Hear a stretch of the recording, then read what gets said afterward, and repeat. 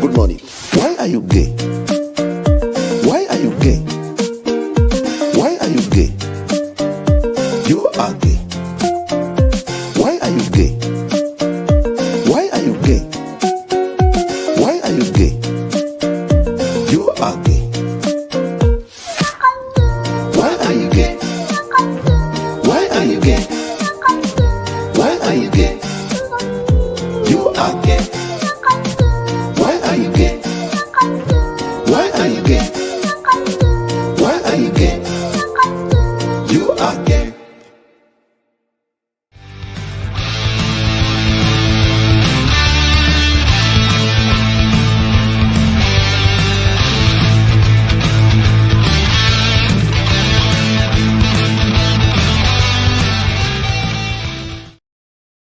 Woo! What's up? I'm so used to saying knife hands. That's all the show we've been doing so often. But now it's welcome to Vets Talkin Tuesday. I've been waiting for this for a while now. I now have my microphone fully decked out with the Vets Talkin logo on the filter and on the base. I thought you were going to say you're going to pull your wiener out. I was like, I'm going to go then. How you doing, Ryan? I'm good, man. It's been a hot minute since I've been on. It's been a couple of months again. Life's been busy. Crazy stuff going on, family stuff. I got a house now. The house I grew up in. So that's different. Oh, you're back in the house you grew up in? Yeah. Dad can't live in it. Dad can't take care of it, and so I'm gonna finish out the mortgage. I started driving his truck too because he's got a very nice F-150, and I don't want it to rot. So it's weird. It's a 3,000 square foot house, and Mom's going to be moving into the basement because she can't really work full time, and Dad was supporting her. You're putting your mom in the basement? She wants to be in the basement. Good Lord, man. She wants to be in the basement. I guess with the beard and everything. I just fit in the basement too well. So she's watching my YouTube stuff. So she's probably like, I'll be in the basement and you can be upstairs. So that neck beard crap and whatever they're talking about. So yeah, no, it's good to be here, man. Missed hanging out with you guys. I missed last time. Wanted to be here, but Mom and I were talking logistics and everything about the house. So anyway, yeah. Long story short.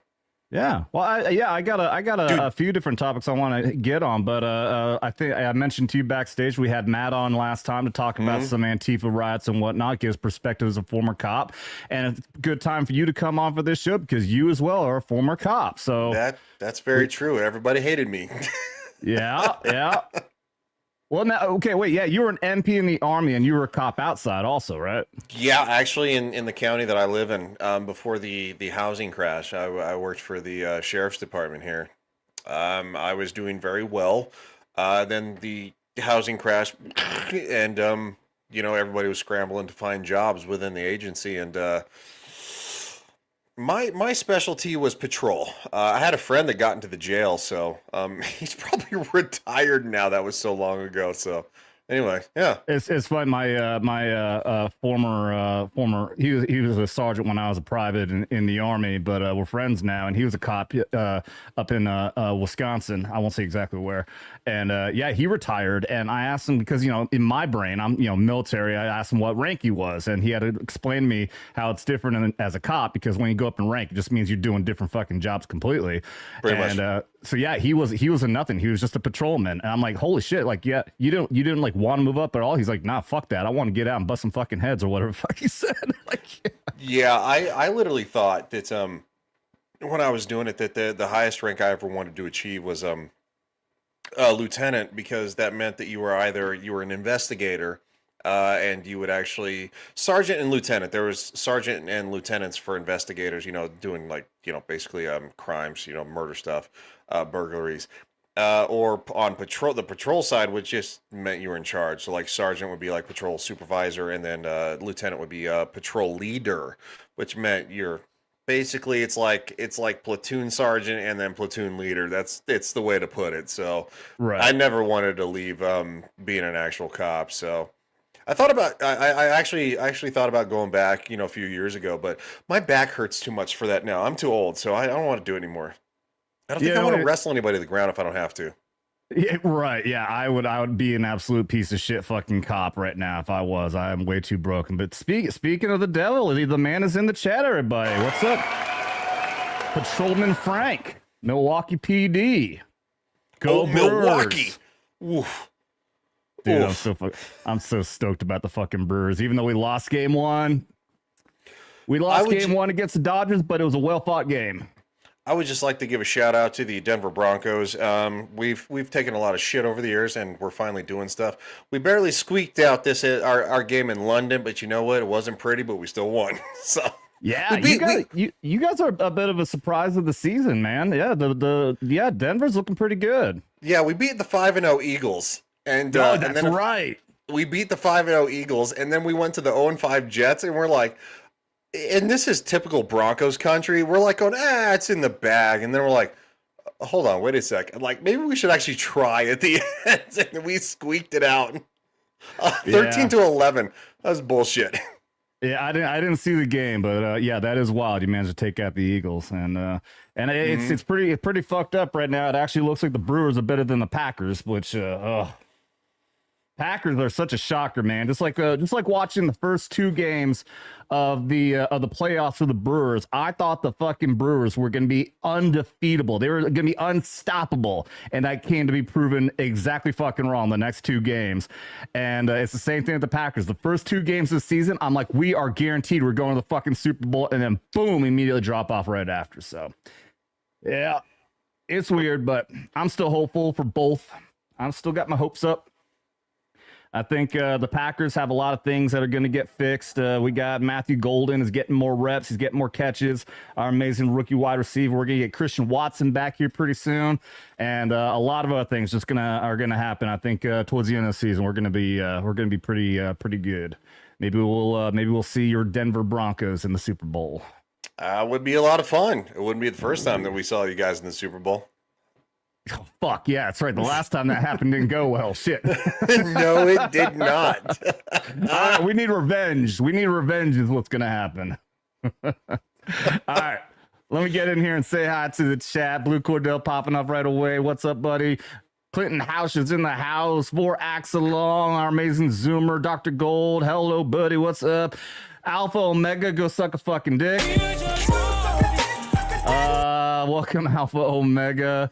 We got this fucking weirdo in here. Let's get the cops out of the fucking house. Who the fuck's that guy? Wayne Rowe, what's up, Wayne? Says Brewers are gay. You're gay. You're gay. Why are you gay?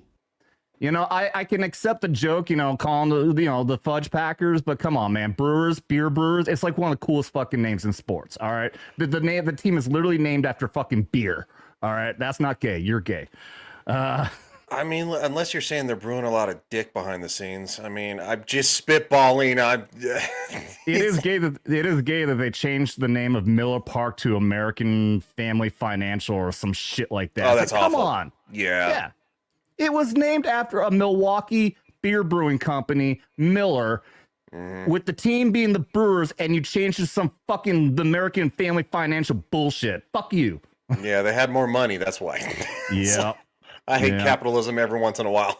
Yeah, makes you think of that's there's that commercial going out now where family are changing like their children names to the company names for money because kids are expensive. Yeah. Let me hit up here real quick. Wayne Rowe, $2. Thank you, buddy. Says, give the hippie / Antifa the mahogany shampoo love. Mahogany shampoo. I don't get the specific mahogany shampoo. But yeah, do it. Stick it up the pooper. Take it, bitch. Right up the ass. Trying to think of some random fucking. I completely failed. That intro, man. That intro was wild. With the Have you not seen that before? I've not seen that. That was really funny. I was laughing behind the scenes. Shout out to the Kiffness. If anybody out there has not seen, we played his videos on here before. Shout out to the Kiffness. Look him up on YouTube. He's also the ones that did the infamous song. They're eating the cats, they're eating the dogs, and with the Trump statement that video went viral. So it's the same guy. Okay. So big shout out to the Kiffness. We played multiple ones of his videos, and never one single time has he ever thrown a copyright at me or anything like that. So just go check him out, everybody. But thank you for the $2 there. I have no beer. I completely failed in preparation. I did not go to the store. I have a little bit of Buffalo Trace to go through. And if and likely when this runs out, I am going to have to resort to the Army 250th anniversary whiskey, of which, if you haven't seen this, Ryan. See, I have not. No. Oh, that's me. I keep hitting the wrong fucking button. I've done that multiple times now. That was way too much of me, dude. Army 205th anniversary official. It is actually officially sponsored by the U.S. Army. Does it say Green River? Green River. Yep. Is that a Colorado thing? No, it's a Utah thing, but I know where Green River is. Unless, well, I mean, there's probably multiple Green Rivers. It's Green River Distillery. I don't know. I can't see off the top of my head where it is, but yeah. I'm gonna Google it. I gotta know now. Yeah, I found this in Green Bay, Wisconsin when I was up there for a game. It was their last bottle. And I've been using that as a special for $50 super chats. But Green River Distillery in Kentucky. Owensboro, Kentucky. All right. So nice. It's a legit Kentucky bourbon. Yes, it is. Yes, well, I guess, by definition, it can't be called bourbon unless it actually comes from Kentucky. So, I mean. Well, you would think, but I mean, in today's world, no, that is actually the case. If it's going to be a Kentucky bourbon, it has to have specific ingredients and it has to come from Kentucky. It's the same thing with an Irish whiskey. It has to have certain ingredients and it has to come from Ireland. Anything outside of Ireland is not an Irish whiskey. I kind of feel like Ireland might actually control that more than the United States. So that's why I said like it depends. You know, there are people who like to manufacture things. Yeah, well, I mean, they can manufacture all they want, but again, it is a law. They cannot put the name on it. It's an actual law as far as the name goes. It's funny. And the ingredients part is the law too. It's the same thing with beer. Beer has to have the 4 main ingredients by law, otherwise it can't be called beer. Yep. So pretty interesting. So I still don't understand ginger beer. How is ginger beer called beer? I don't either. It's also at the same time too that I know that a lot of people like make fun of light beer and stuff like that, but like Coors Light, like literally it is tapped from the Rockies because I know where the brewing company is in Golden, Colorado, and it's a lot of fun to go to. And I've heard that. That mountain fresh water, man, it does make a difference. Yeah, yeah. I don't know what the fuck Budweiser is doing because that goddamn river there is dirty as fuck. Yeah, it's the Mississippi. I'm like, oh wait, what river though? Oh, it's the fucking Mississippi, dumbass. Pump Yeah, it that's in. fucking dirty shit. I hope they're not pulling out of that river. But yeah, I've heard that taking them to at the Coors Brewery is really cool. The Budweiser awesome. is also, even though I fucking hate Budweiser, obviously suck a dick Bud Light. Fuck InBev, the foreigners who bought Anheuser-Busch, but I have still gone to the brewery twice now because it's a very cool tour. You see the Clydesdales and the fucking inside has these amazing chandeliers in the brewing room, all kinds of cool shit. It's just really dope.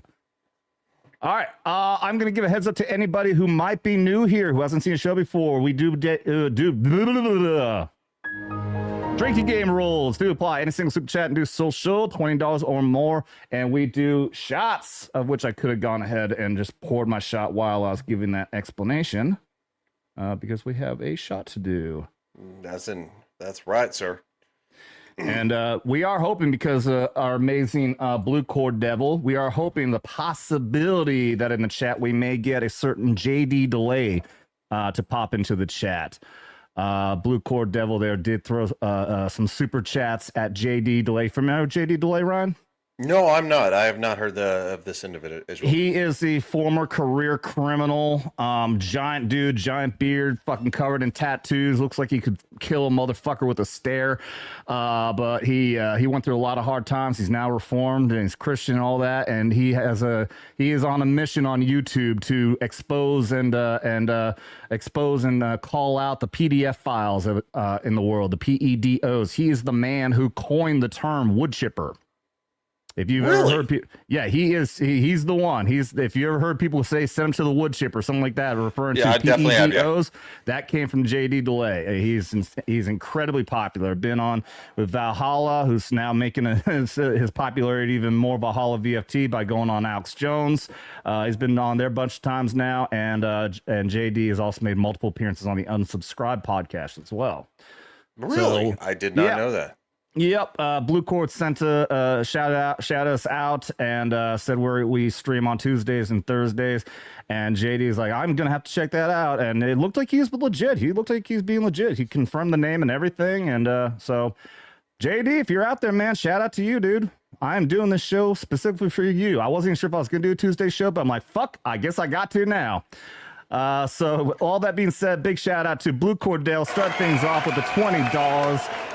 Saying it has begun.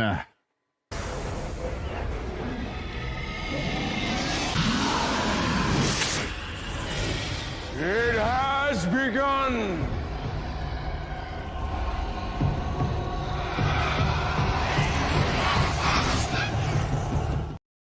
Thank you, Blue Cord. Here we go. Oh no.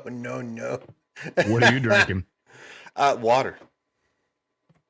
Oh yeah. You don't drink anymore. I've fallen off the wagon a couple of times. I dabble every once in a while, but for the most part, staying on the wagon for me is mostly sober. Every once in a while, you might have a moment. But you got another 20, dude. That's why I said, no. Blue Cord is on a mission to kill me already, motherfucker.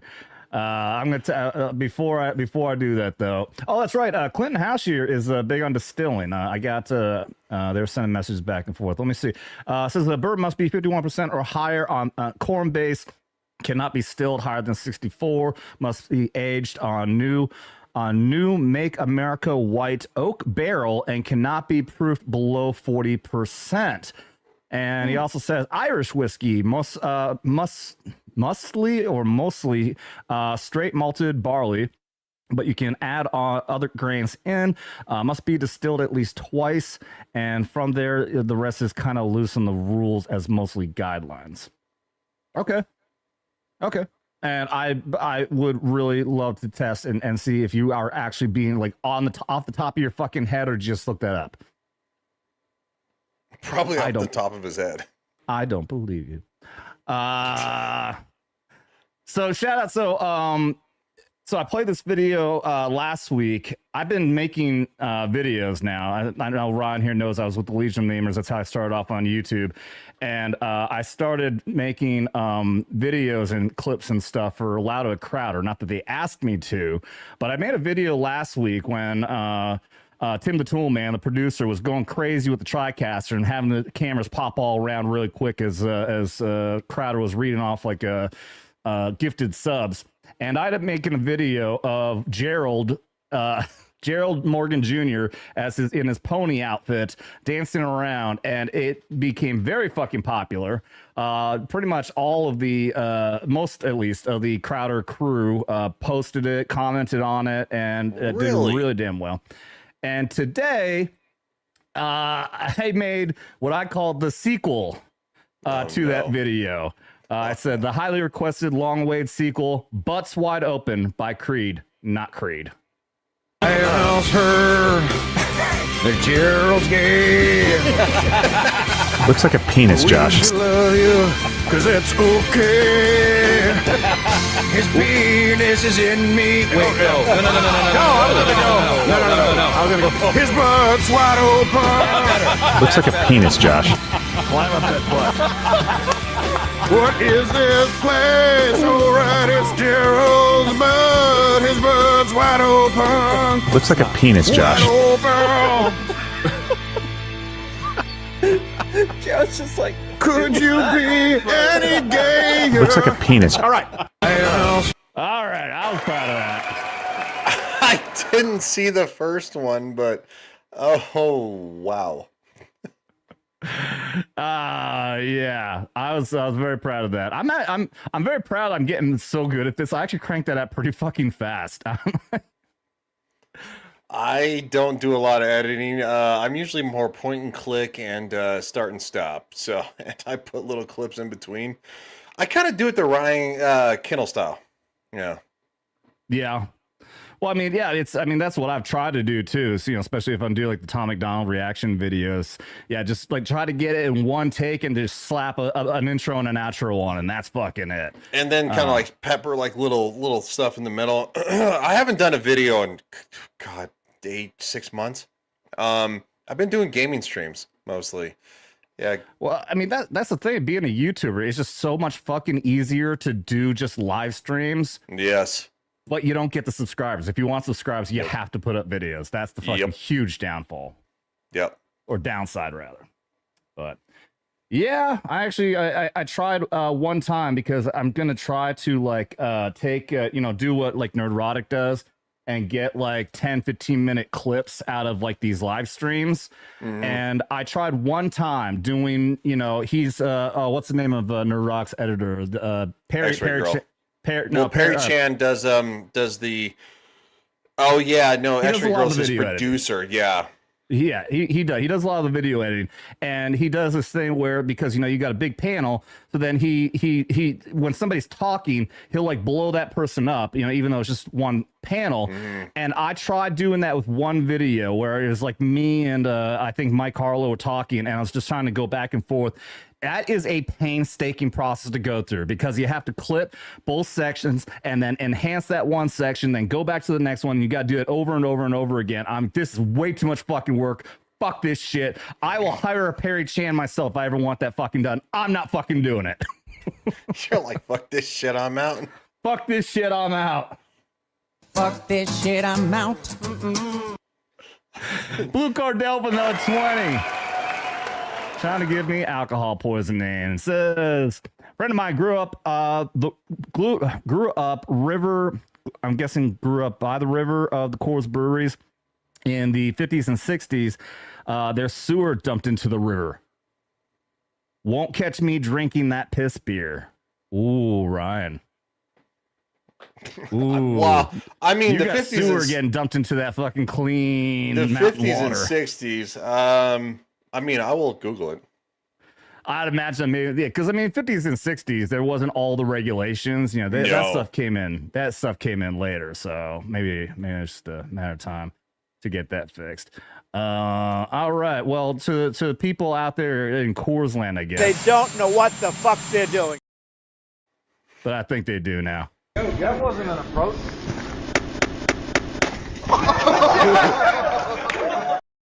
Blue Cord, you legend. Thank you.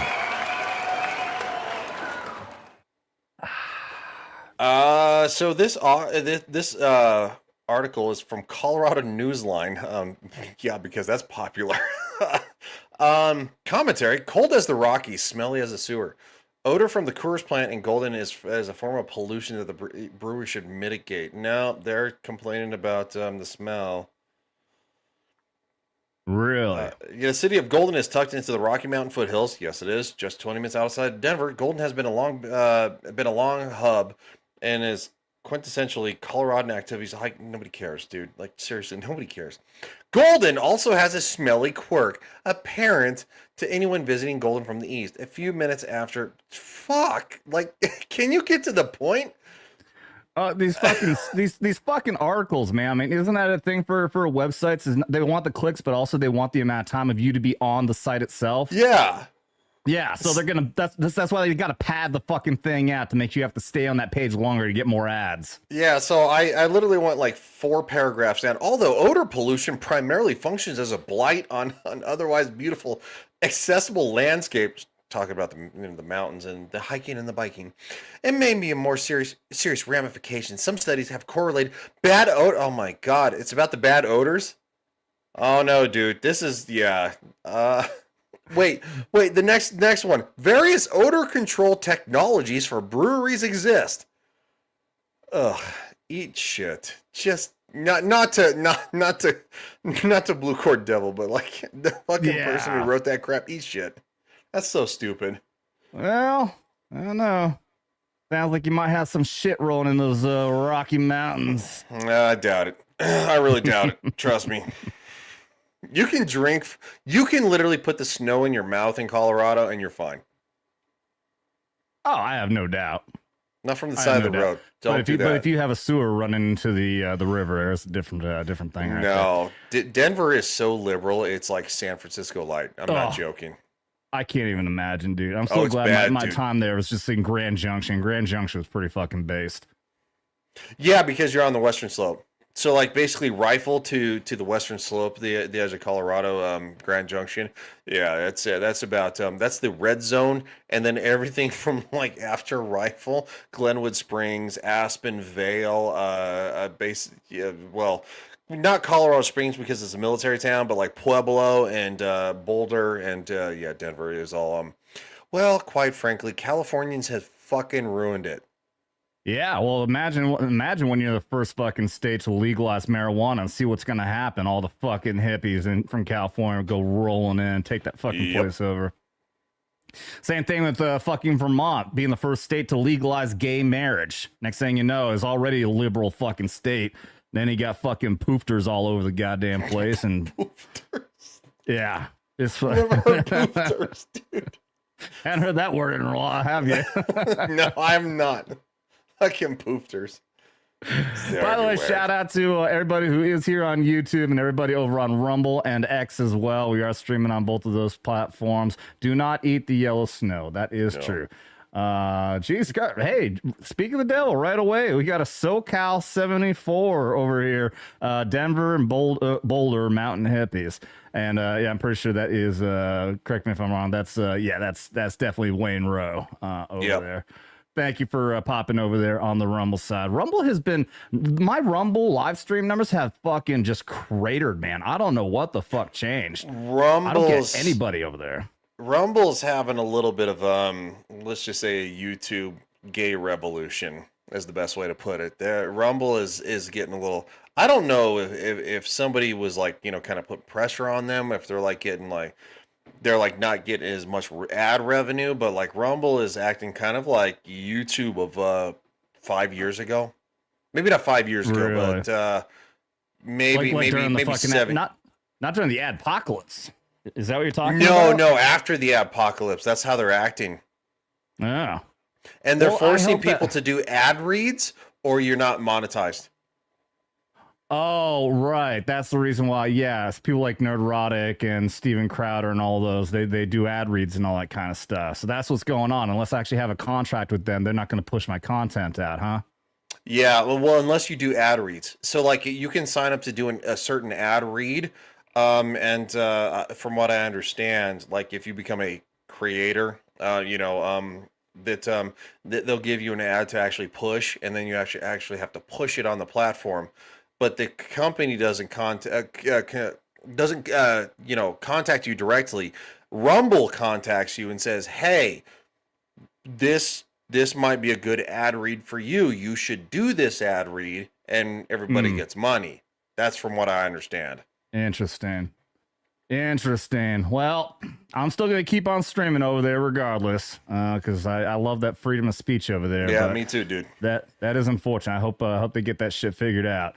Let's see what we got. The Pat in the house. Welcome, the Pat. Says in here, I thought the yellow snow was lemon flavored. It is not. It is not. Pretty sure I tried tricking my sister into that one time when we were kids in Vermont. Hardy Hamak is in the house. What's up? Says more money, more money, more money. That is absolutely true and the case. All right, Mr. Former Police Officer, Mr. Fucking military police, go suck a dick. Let's get to talking about some Antifa here. That's some people say. This was sent to me right before the show starts by the one and only Blue Cord Devil. I just noticed the military hat in the background, so this is clearly an Army vet. Interesting hot takes. He's scared of this fictitious idea of Antifa, a thing that doesn't even exist. Idea, not an organization. Oh, you got it. Not There's no Antifa. This is an entirely imaginary organization. There is not an Antifa. Well, then what are they so upset about? Because I guess according to them, what this means is that Donald Trump DOJ is targeting nothing and then arresting no one when nothing shows up and decides to set buildings on fire and hurt people during protests. I guess there's nothing to be upset about. Yeah, exactly. Why the fuck you lying? Why you always lying? Yeah, what do you think? Do you think Antifa's just an idea? There is no Antifa, Ryan? Well, I believe that, kind of like in the same way that, quite frankly, the brown shirts of a certain country in the 1930s in Europe. It rhymes with mermaid, something like that. Yeah. I really like playing Yahtzee and rolling the dice. That's kind like of Yahtzee, what happened. Right. Yeah, that's kind of what happened in 1930s Germany is they rolled the dice, and they had these jackboot thugs that basically would go into places and storm it, for political ideology, which is, when you're actually intimidating people and actually making people fearful or hurting people for a political agenda, that's called terrorism. So it's just plain and simple. It's really not that hard to grasp that concept. So it basically, this ends the same way for these losers if they quote get what they want, utopia, whatever that may be. It would be probably a far leftist Democrat-run democratic socialist world. Right, You're because gonna be socialism bad, but democratic socialism good. Good. There's absolutely a huge difference between them. Yeah, there's no. And also at the same time, it's like, it's going to end the same way that it ended in for the brown shirts in Germany. You're going to be taken into the streets, and you're going to be dealt with very extremely harsh. And there's no going back from that. You can ask the people who settled in Israel after the great conflict of World War II found out. So, I mean, you can either die on your feet or you can kneel in the streets. It's your call. But these idiots, and they're useful idiots, they don't realize what they're doing. Yeah, and we have a good amount of videos that we're going to look at. But first, so Nick Freitas, that's the video that we just watched. I've never watched his videos until Blue Cord sent me a couple now. So apparently he was a Green Beret deployed 5th Group in 05. Okay, cool. All right.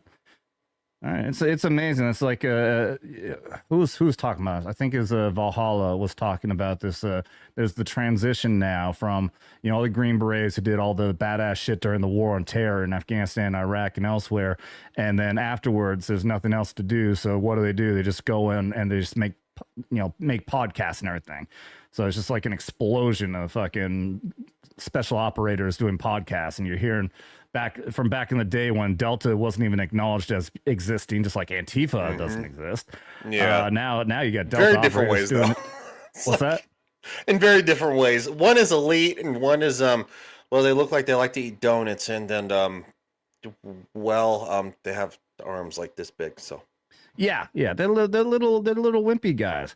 And we like to laugh at them when bad things happen to them. So let's watch this. I'm like fucking rounds. You guys tell me to fucking back up. So okay, let's pause right there. Let's see, Ryan, as a former police officer, if a cop tells you to back up, do you have to back up? Yes, you do. It is a lawful order because. For one reason, it doesn't matter if it's the police officer or somebody else that you're in your face. Everybody has the right to feel safe in this world. It is an actual fundamental human right. And two, when you're actually in somebody's face, you could actually be skewed as a possible assault because, spit or whatever. A lot of people, when they get in people's faces, they like to spit. That's, depending on your situation, it could just be simple assault. Or it could be assault with a deadly weapon. If you have like something that's transmissible. Anyway, the long and the short of it is that you get a couple of chances. I'm gonna ask you. I'm gonna tell you, and then I'm gonna make you. And the make you part is really kind of not fun for anybody involved. Well, let's see what part this young lady got to in this situation where she thinks she doesn't have to listen to a cop. I'm like fucking rounds. You guys tell me to fucking back up. Or fucking what? Or don't touch me. Back up.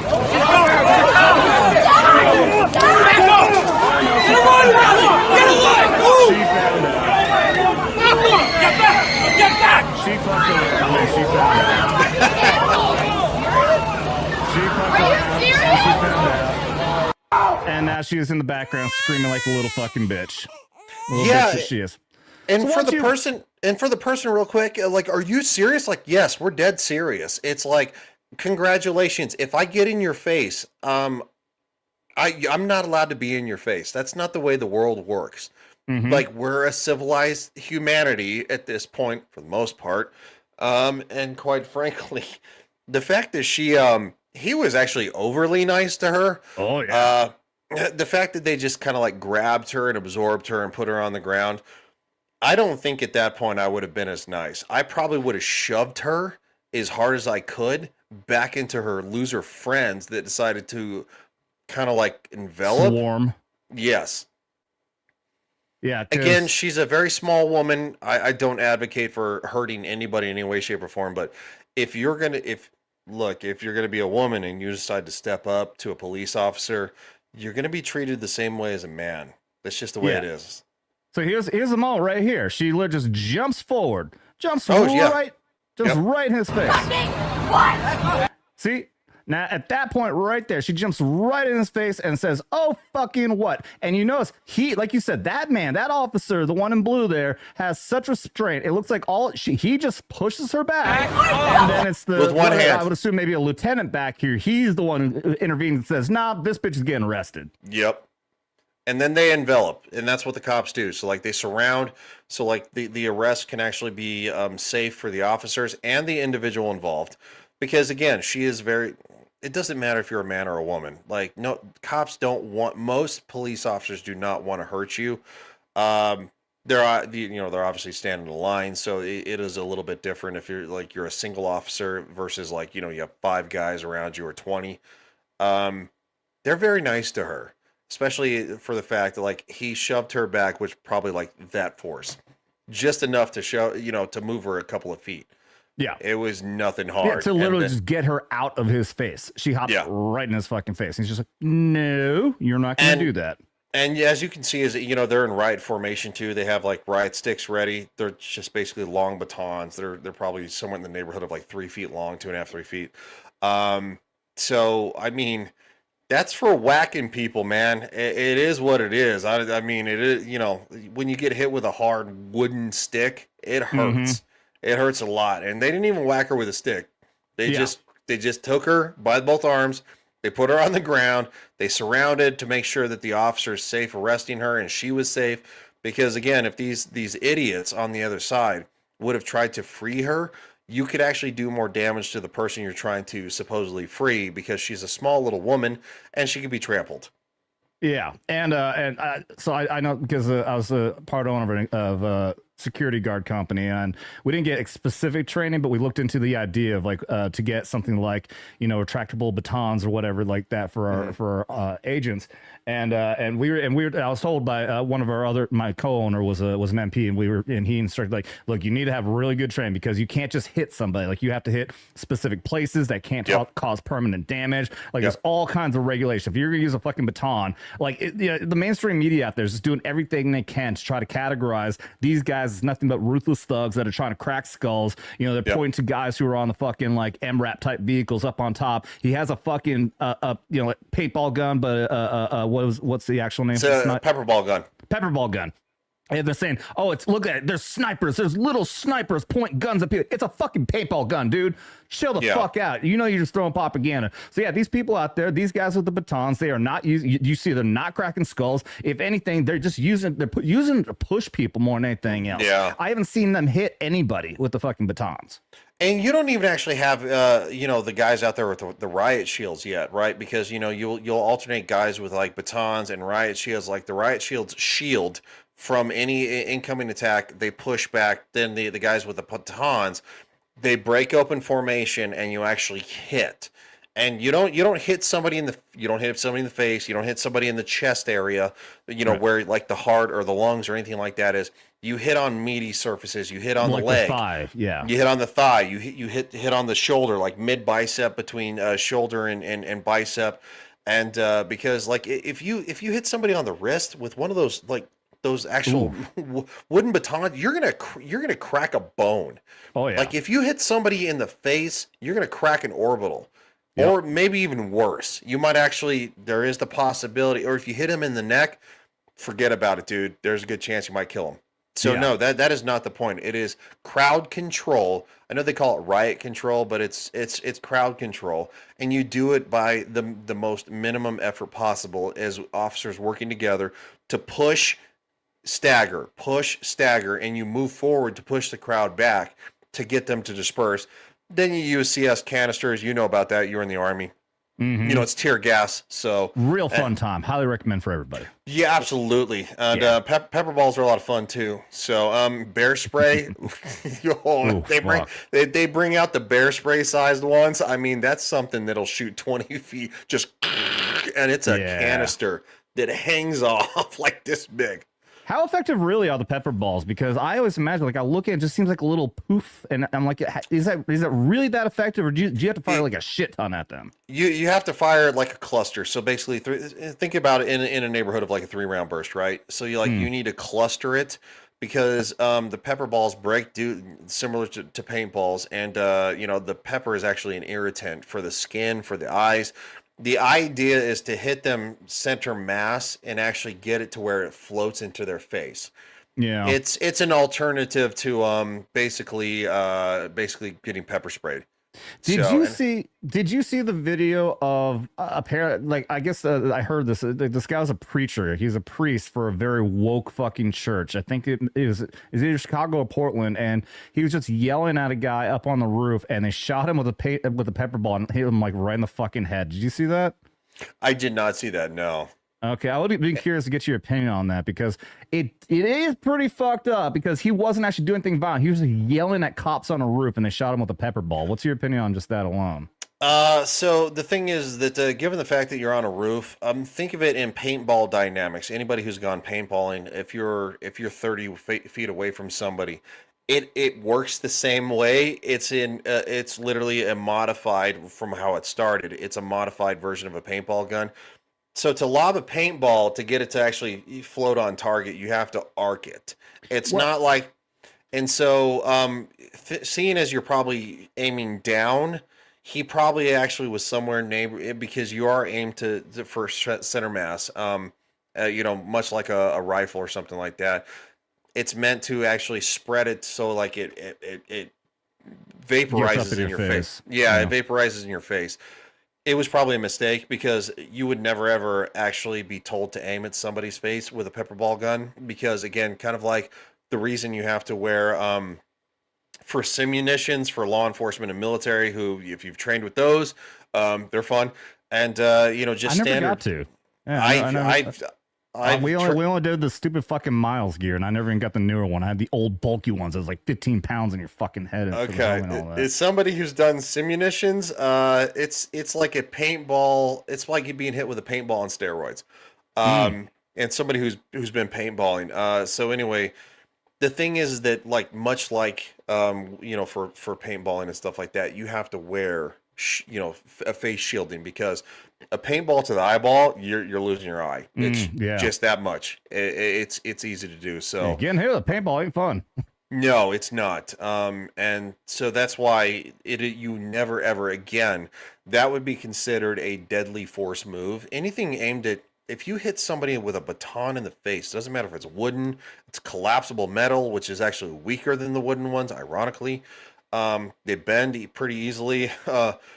And you know, with a paintball, I'm sorry, excuse me, a pepper ball, basically a paintball. If you shoot at somebody's face, you are looking to do severe bodily injury and or death, and that's how it is described on the other side. Is like, you know, if you take a baseball bat to somebody's face, you're looking to do grievous bodily injury and or death, so you'll be charged accordingly. Yeah, and all around, it's a really bad look because they really are playing the game. This is something I was going to get at. I've got a little clip here as an example. They're trying to play, they're trying to play the propaganda game. They're trying to make the cops and ICE and the feds look bad and try to make them look, like they're the peaceful ones. Same thing like, anytime they get, arrested or they get knocked down, they all scream, "Oh my God, why would you do that? You're an asshole. Why would you even do that?" Well, you're being aggressive and you're yelling in a cop's face. All right, you're going to get fucking arrested. But yeah, it's just a bad look when, the preacher who's just out there in his fucking priest outfit only because it's for the propaganda, and then he gets shot with a fucking pepper ball in the head. It just looks bad, and that's why they all managed to go screeching. "Oh, look at this, it's fascist, you shot a priest." And same thing with all these assholes out there who either are claiming or really were prior military, and now they're just woke pieces of shit going out there in whatever military garb, whether it be an actual uniform or wearing a fucking Iraq hat or something like that, and then they get arrested and the whole propaganda goes out. Look, they're arresting veterans, they're arresting military personnel. Go suck a fucking dick, all right? I don't care what side of the political aisle you're on. You're out there being aggressive with fucking cops. You're going to get beat down if necessary and arrested at most. Yeah, and let's be honest here. Most police interactions where something really bad happens, like a massive mistake, and somebody loses their life, or somebody gets like grievous bodily injury, that is a mistake on the officer's part. Now, I'm not saying there isn't malicious intent. Yes, there has been cases, but it's mostly a mistake. Dude, I can't imagine if to be these officers. I mean, this is an old video. This isn't from recent, but the guys in Portland, Chicago right now who are dealing with this every single fucking day, whatever it is, an 8-hour shift or a 12-hour shift, day after day after day, they have these fucking screeching maniacs yelling at them over and over again. And I completely understand if someone is like, "Fuck this shit, I'm done. You're getting fucking arrested. You're getting fucking arrested." I mean, I would not be able to have the restraint. I wouldn't. It's definitely hard. It's definitely very hard to treat everybody with the same respect. A victim of, let's say, SA, which be, what that means, or an intruder who has decided to break and enter into a home where there's a family of 4 and there's 2 young kids. It's like, you have to treat them the same. And at the same time, if you need to escalate for said intruder and you have to tase them, or you have to, unfortunately, you use your firearm against them, once the threat is subdued, you go from no longer being a protector of said family because the threat is subdued. Now you must protect said life that you have actually possibly almost taken, and now you must try to save their life. It's a hard switch because you have to do it like that. Yeah. You have to go from, I just fired my weapon. You're down on the ground. You're bleeding. Okay, now it's time to put it away. Kick the gun away. Now it's time. Compress the wound. I need. Basically. Yeah, it's hard, man. It really is hard. Yeah, Dr. Gold popping with the two says I cannot do that job. Yeah, me neither, bro. Me fucking neither, dude. And we had the guys were popping in with the Miles Gear talk. TX, what's up, TX? Welcome. Says the original Miles Gear was trash. And Justin Wright, welcome. Popped in, said the Miles Gear 2K was also garbage. Yeah, I never got to use it. I remember seeing people with it, and just seeing how small the fucking like the battery boxes and everything were. And I'm like, holy shit, I wish I had that. That Miles Gear was so fucking, it's bad enough, I'm out there doing fucking train for surveillance operations, I'm carrying a fucking 100-pound rucksack, and I got to put this garbage on me as well. Yeah, and I don't even think ours actually worked. Like, they said that the batteries worked, but I don't think it did. Like, nothing. Well, I know that we never, I don't think I ever actually zeroed mine, because I had that, I'm like, it never works anyway, so I'm just not even going to bother fucking zeroing it, but that might have fucking helped. But I did learn later on, especially because like I said, like I'm doing surveillance or reconnaissance, it's supposed to be covert.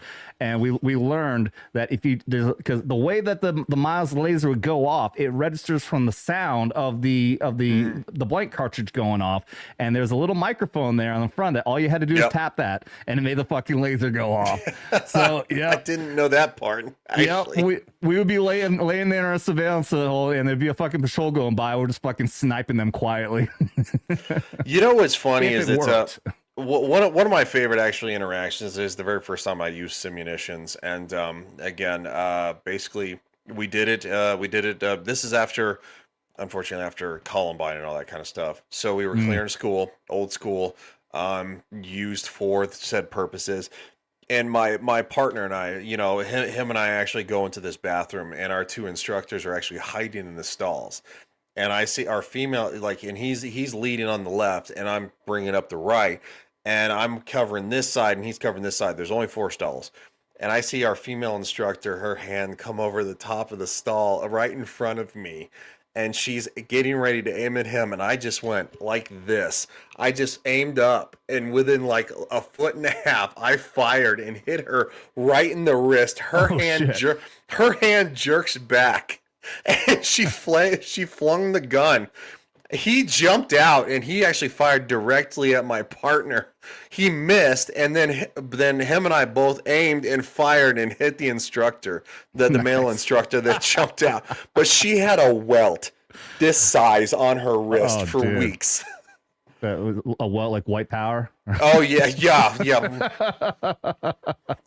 I can't believe people are still pushing that stupid shit. God, how long ago is that? 2017, 2018? It was during the Trump administration, because it was one of his administration was like talking to Congress, and then it was the assistant of somebody who's in the fucking the background, and then it was actually like scratching her finger. Like, you can see the video. All she's doing is like scratching her finger, but it comes out looking like it's an okay sign. And some Reddit fuck just makes a joke about it, and then the fucking mainstream media ran with it, and the person who put it out as a joke took that down, and then everyone still believes that actually means white power. Oh, fucking crazy. Still to this day, it's insane. To this fucking day.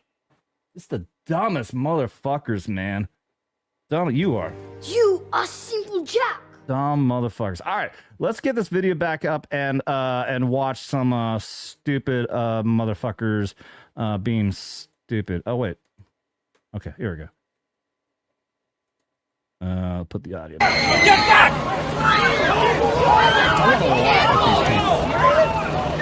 Are you serious? Yes, dead serious. Yeah, no, that's like, are you serious? Oh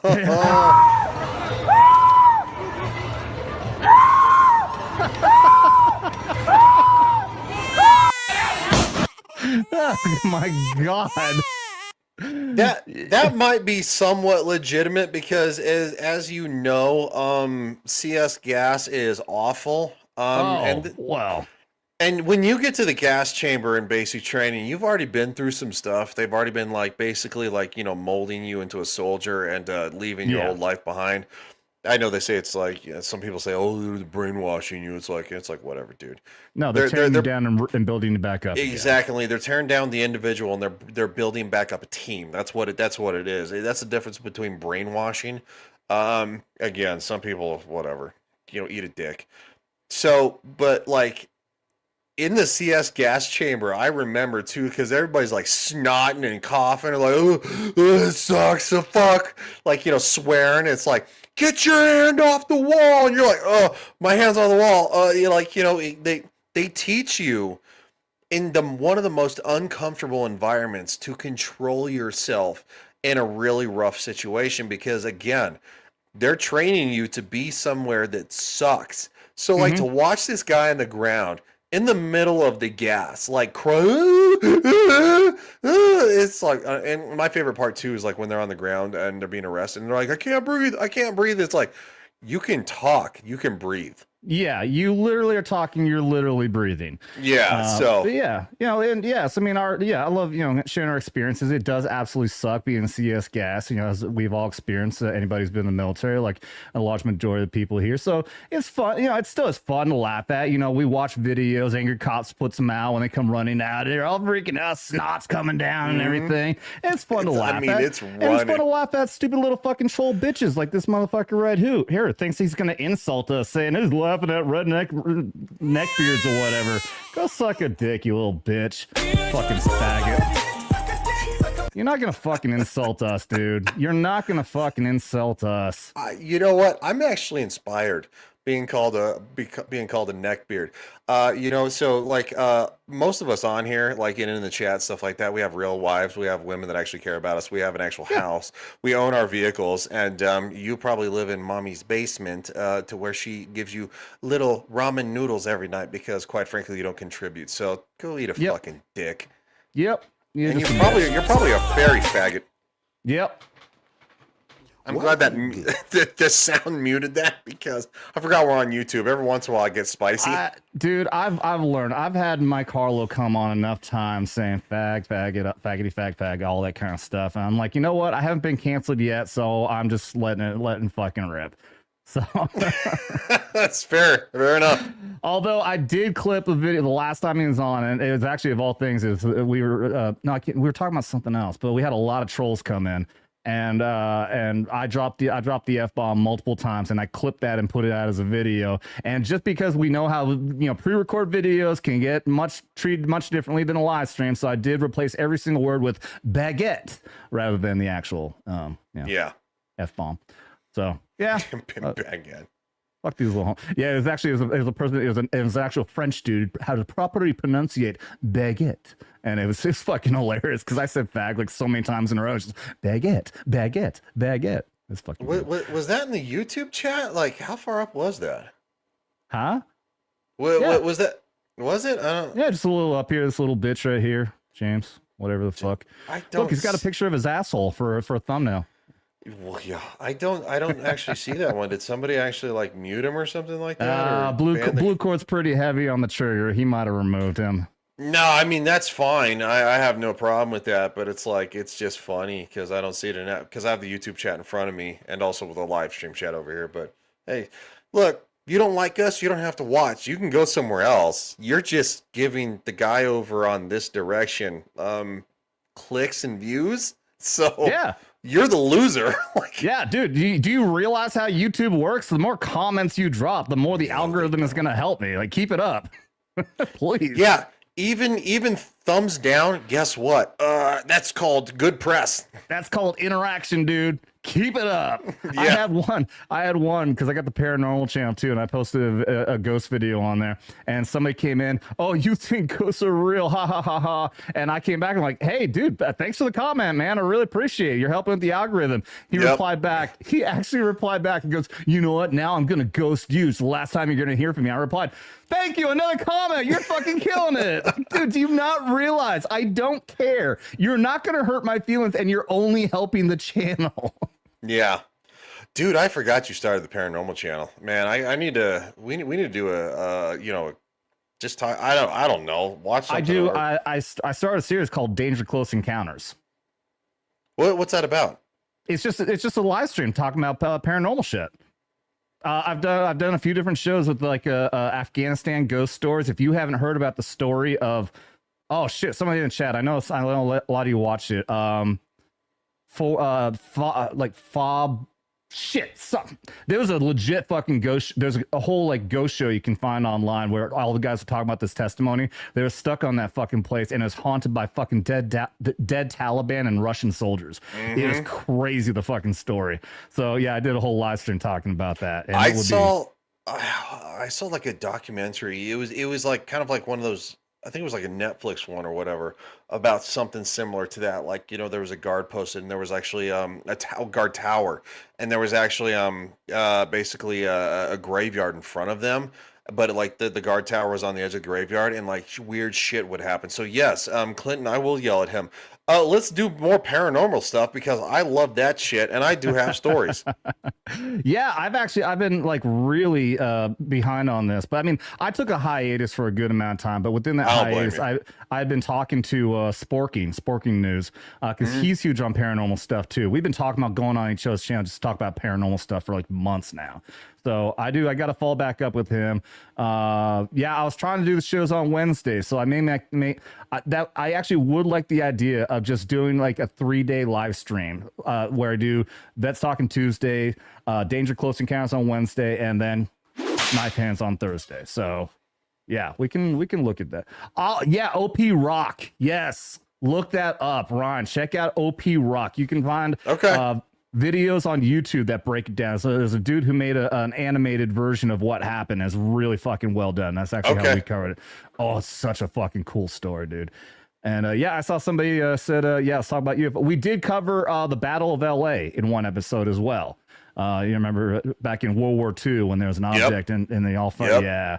So yeah, I'll start. Yeah, dude, like that.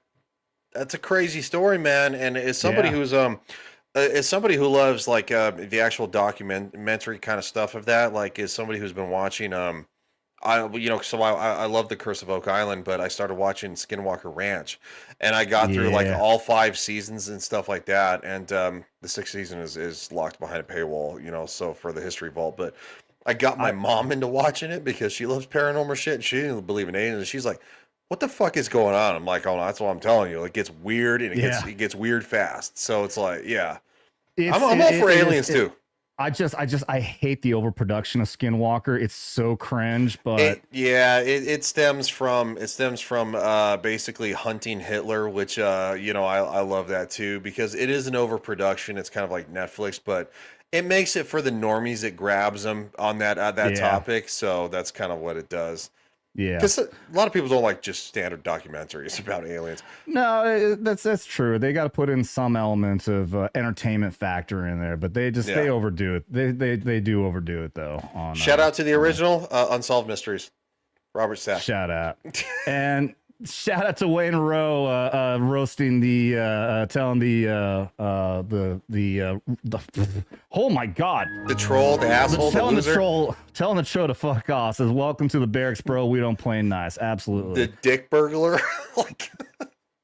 Dick burglar. What? Somebody say dick burglar? What? No, I called him a dick burglar. Okay. He's so butthurt that he gargles that much wiener. Hey, what's up? We got Matt in the house. Speak of the devil and he shall return, or whatever the fuck. Skirt, what's up? Gucci Ninjas. Wish I could join, but got stuff to do on his own stream. Well, go fuck off then, man. What's up, Matt? Happy to see you in the chat, dude. All right, let's pick on some fucking more little faggy fucking bitches here.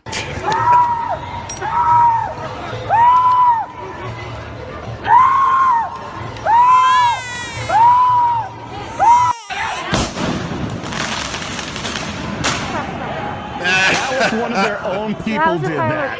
Protesters. I don't know if that person's okay. No, that person's not okay. No.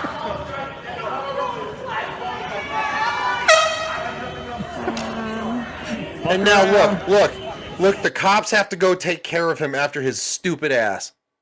Yeah. Oh yeah, I know. Yeah, cops and the fucking medics, and I think he did it to himself probably. Oh yeah, no, he tried to launch it at him. You see it explodes in his face. That's why he's holding his face. Oh yeah. God, that was all up in your mug. Oh yeah, he's hurt. He's gonna be hurt big time for that. That person is okay. Nope. That person's not okay, and he just fucking fucked around and found out. Yeah. That's what just happened right there. Fuck around, find out. Oh, you get swarmed. Oh, you can't do that. Oh no. Oh, see, now you see the batons getting used. And exactly like you were just talking. Exactly like you were just talking. He was getting whacked in the arm is all he was hitting him with. Yep. Yeah. Let's watch what happened here. Let's break this down play by play. We see an individual right here is being detained. We don't know what this person did at first, but I think pretty likely that this person's being detained legally by his officers. She's now fighting with the officers, so now she's also resisting arrest, which is going to get compounded for whatever charges she may get. Unless, of course, it's Portland, she's not going to get arrested at all. I would say the first offense is being an individual wearing those sandals because, quite frankly, when you're that fat, please don't show your feet. Yeah, we don't need to see your feet. Yeah, true.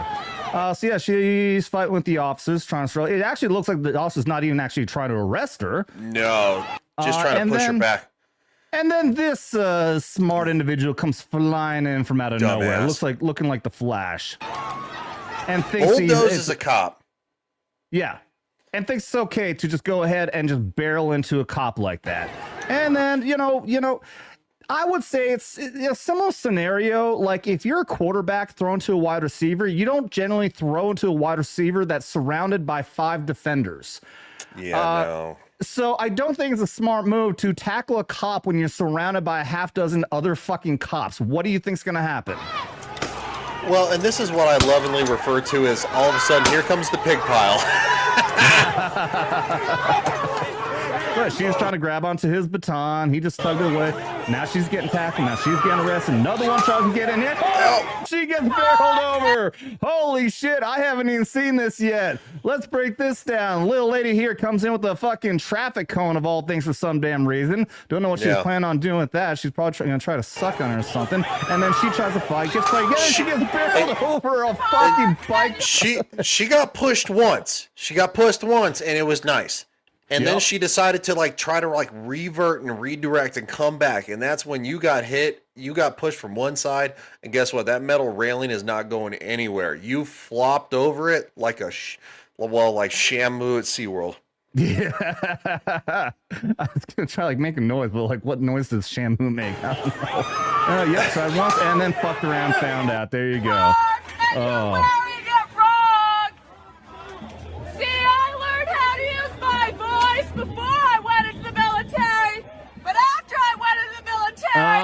Okay, another shrieking loser who tries to either claim that she's military or actually was, but probably got kicked out for some stupid shit because she's a fucking loser.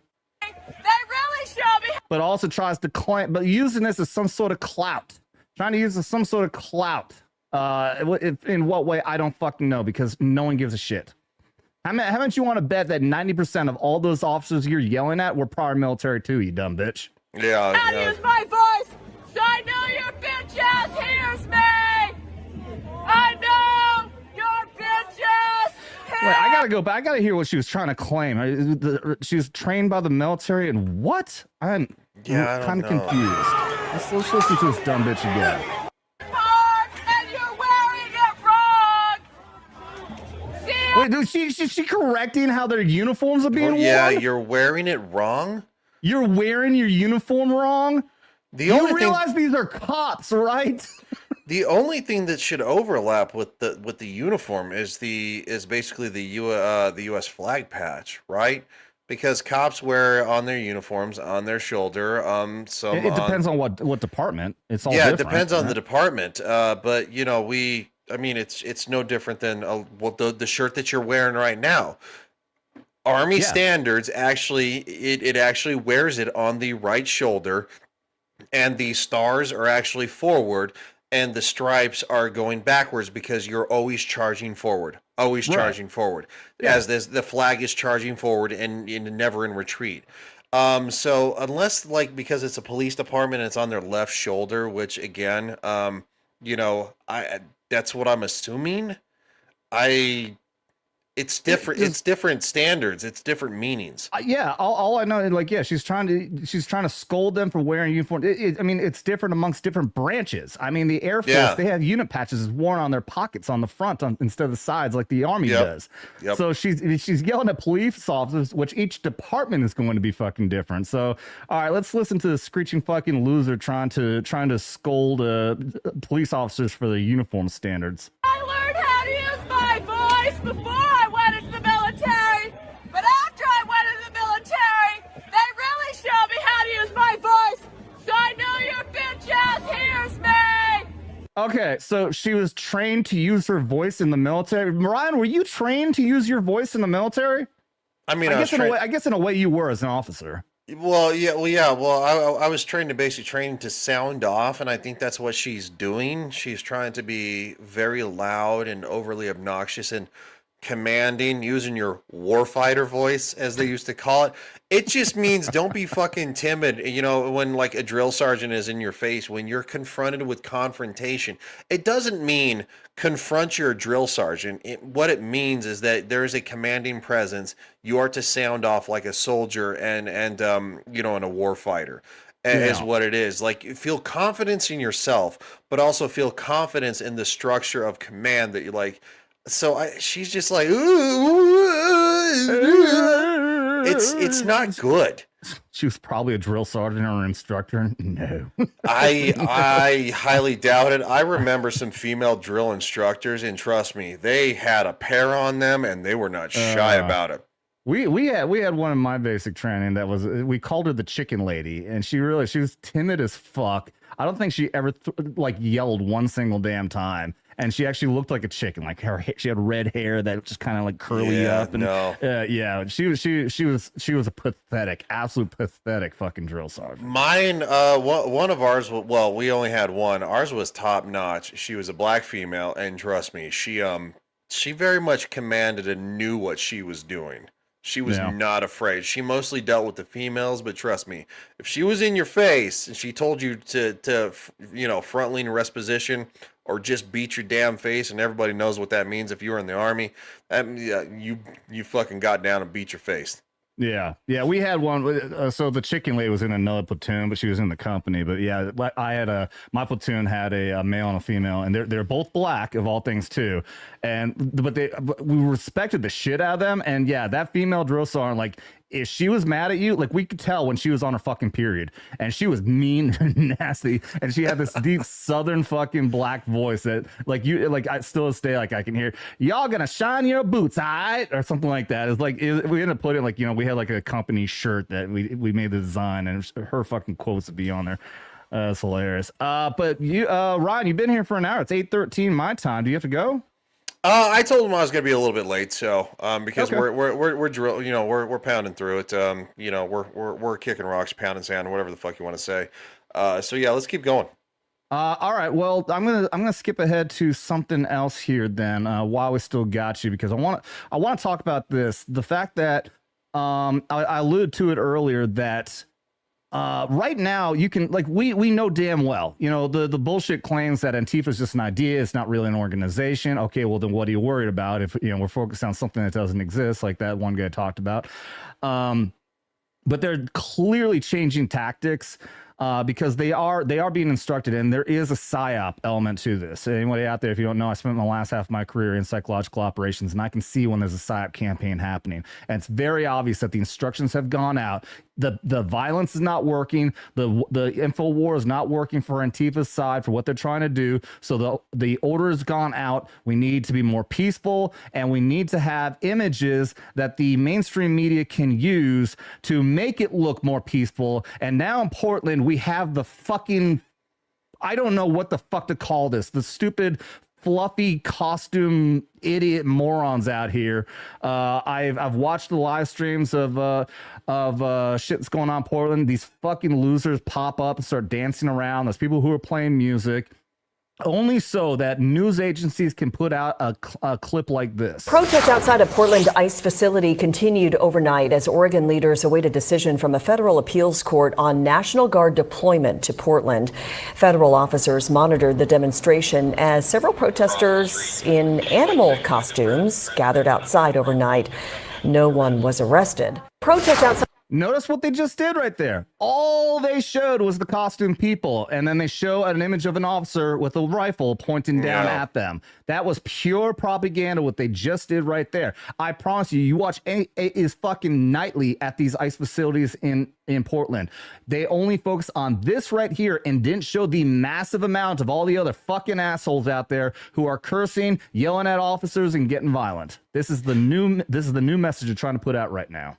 Yeah, I don't know what this is. It looks like a cross between plushies and furries. So maybe we call them plurries. I don't know. Again, there's a bunch of weirdos in blow up costumes, which probably is how most of them see their girlfriend is they have to blow them up. But anyway, the long story short, this is something that is so ridiculous because again. Oh look, somebody's wearing an army helmet. Like going, oh, I'm sure that they had to show that guy. If you saw that, that's actually an army Kevlar. But yeah, there you go. There's the officer. His big scary weapon, right?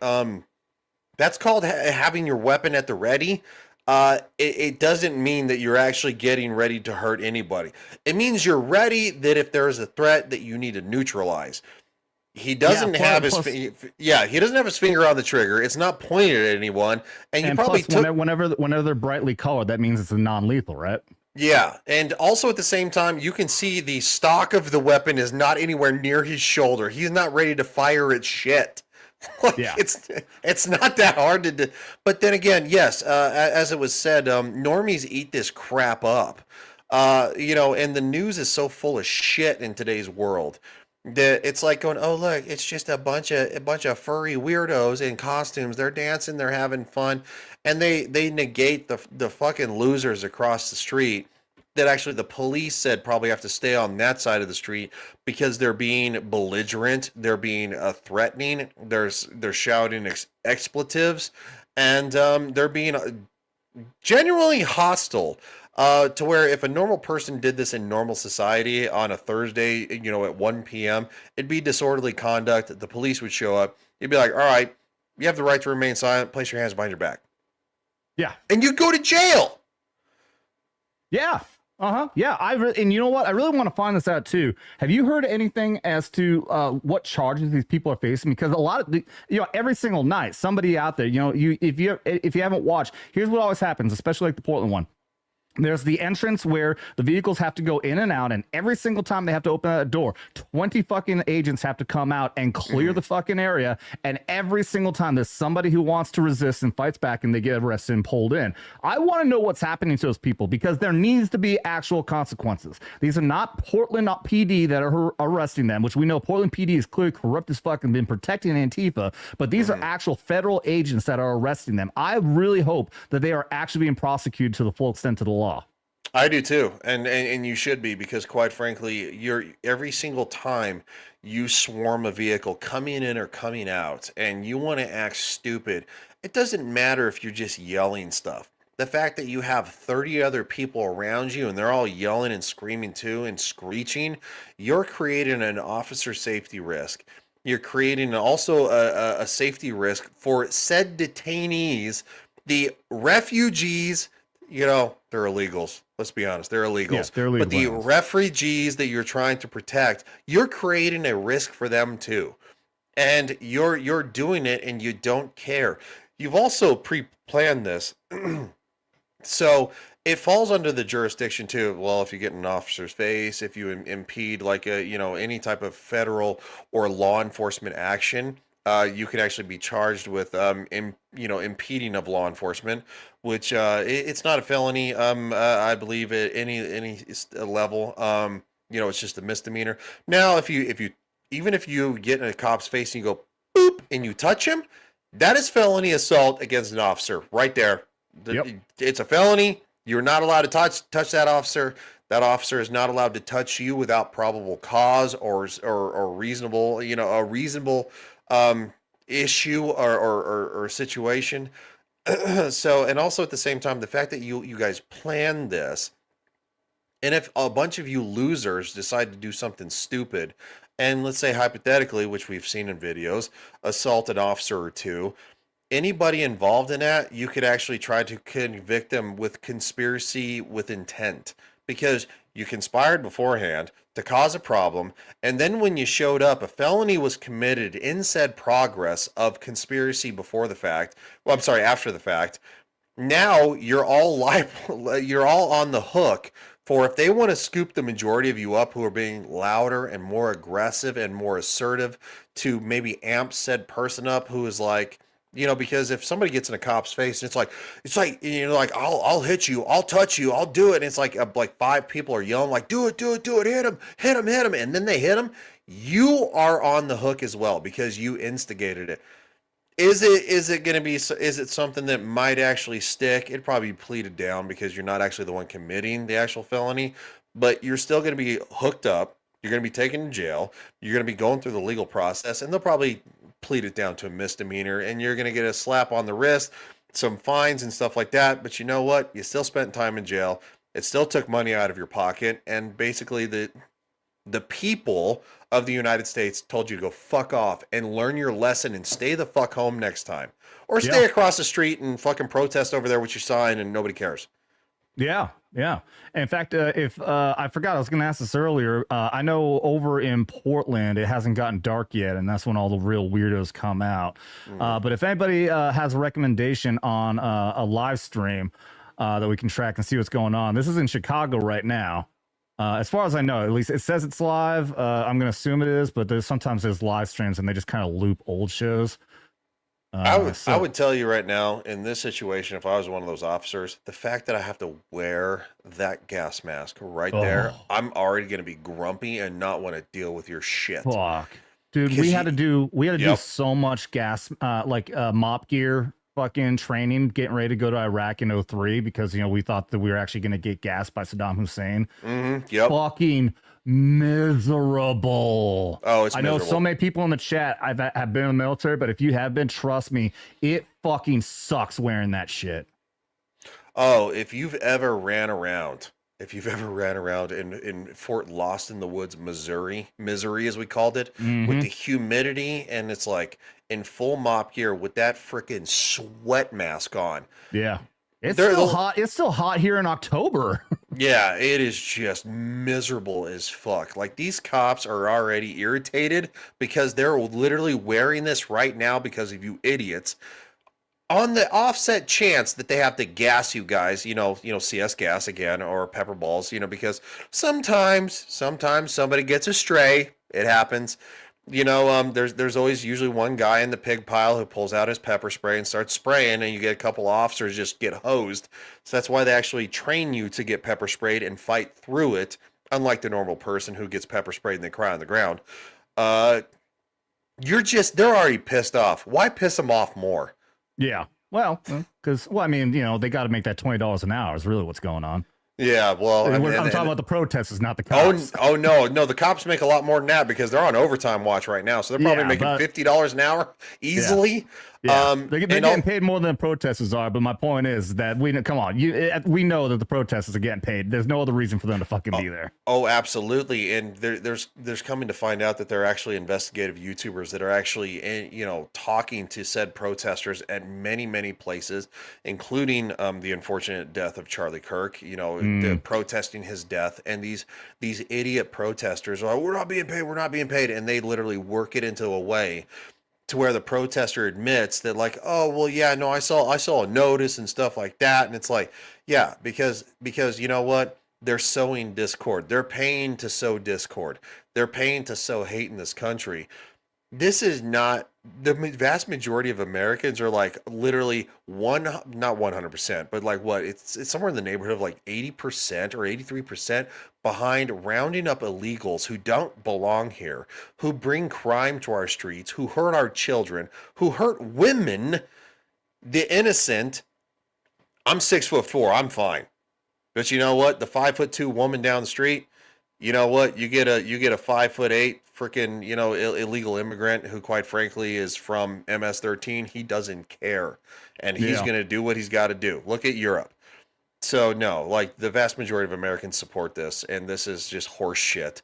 This is manufactured college kids who have nothing better to do, and they're like, "Oh, woohoo! I get to pay for my college tuition and some books next semester, and that's why I'm doing it." Yeah. Yeah. We got Jessica Bolin in the chat on the Twitter side. What's up, Jessica? She's our new moderator. She told me she's on her way home. She'll be popping into mod here, and she is going to come on the show sometime. She was actually part of Jessica remind me, veteran pop-up for vets or something. Like she was in the army. And she was a pop-up or a pinup model, old World War II style pinup model, doing that. So yeah, welcome back, Jess. Well, I would definitely like to see her calendar. Yeah, it's pretty cool. I'm only slightly kidding. Yeah, it's nice. Oh, good. You can check out her Twitter file. She's got the stuff on there. Her Twitter file. Jesus Christ, that's so weird. It's almost 3 years ago is when I did my very first live stream. It was covering the Twitter files. It's crazy that the Twitter files was 3 years ago now. Yeah, it's been a long time coming, which is wild. Yeah. All right, we gotta do another shot for Blue Core Devil, popping up another fucking 20. Hell you, brother. Going back talking about those fucking costumes, says they are called blowies. Spray bear spray in the intake on the lower back of it. Yeah, somebody else said that too. Somebody else said that too. Apparently that is what they're called. They call blowies. Well, they blow something. I'll tell you what. Shit. Now I want to get a blowy. Probably not the same way as they do. Probably not. The dudes in those fucking costumes probably do get good blowies. Fans take home a Cardinals cap featuring the Disability Pride flag and I've never seen that. That's one of my new videos. Fans take home a Cardinals cap featuring the Disability Pride flag and Did that guy get fired? I hope he didn't. No, I'm sure he didn't, man. This is Missouri, dude. That's true. That's very true. That was oh, man. All right, let's get a proper video for you.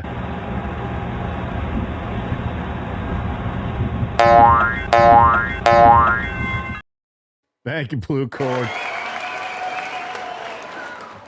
Oh, no. The Disability Pride flag. I mean, you got it backwards. I know I did, but that was even funnier because that's Disability Pride fag.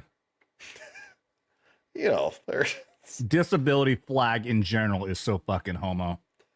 Why are you gay? Yeah, what? Why didn't it need a flag? Yeah, I have disabilities. I don't get a fag flag. Yeah, I have disabilities too. I mean, you can just look at me and listen to me talk. It's like everybody's like going, "This guy's fucking retarded." Like, what are you talking about?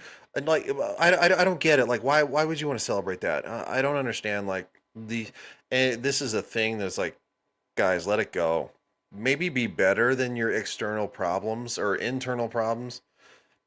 It's okay to have those problems, but it's like, fuck, be better.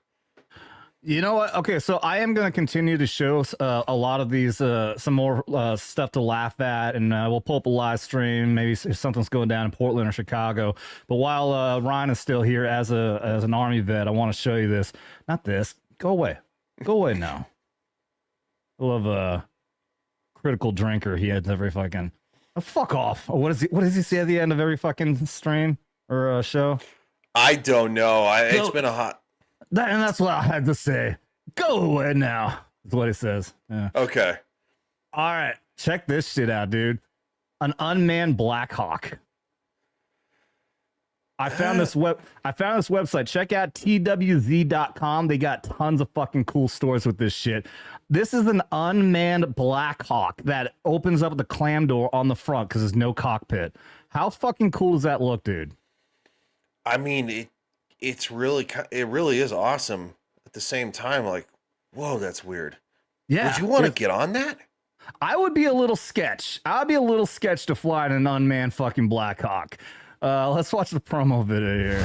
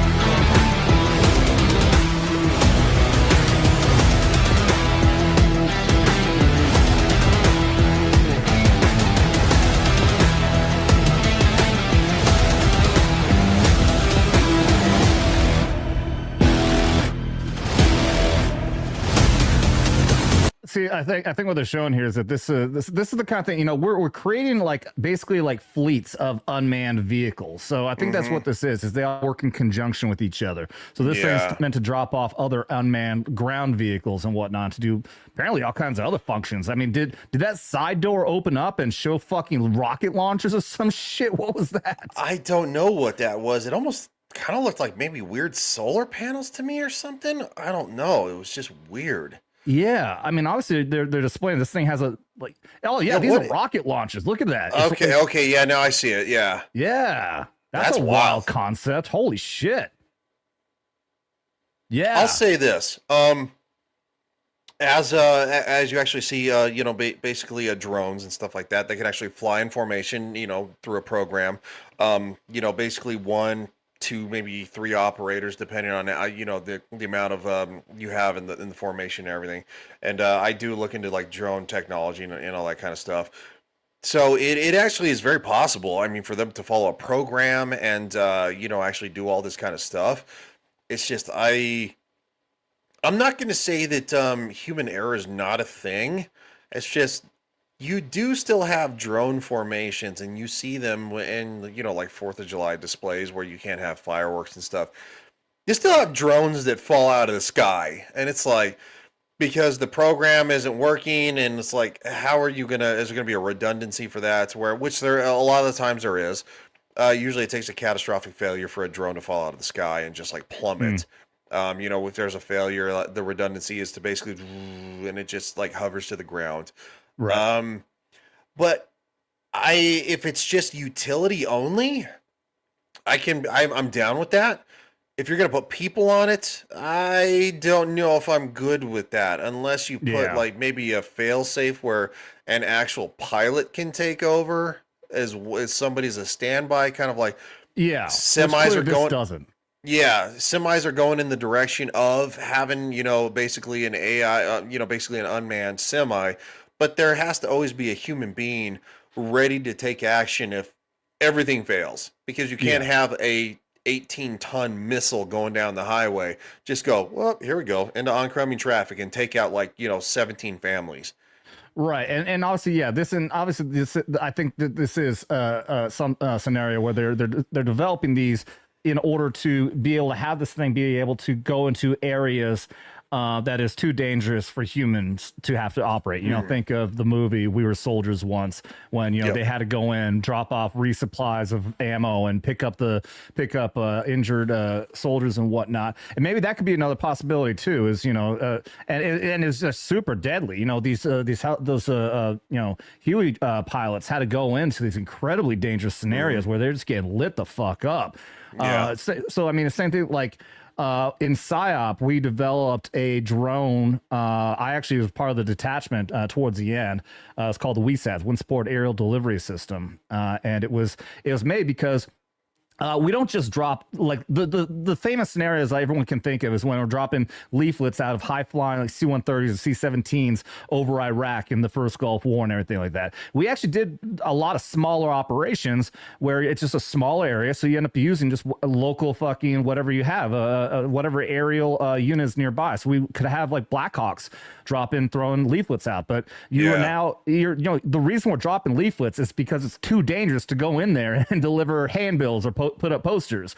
A leaflet is because it's a dangerous fucking area. So now you're putting human life at risk to drop paper out of the air. So that's why we developed a UAV system to drop leaflets. And it was also it's part of Special Operations Command, so it was also developed that it had like 6 canisters, so you could do other things for like resupply for special operations, dropping medical supplies, bullets, anything you want, you can fucking drop out of this fucking thing.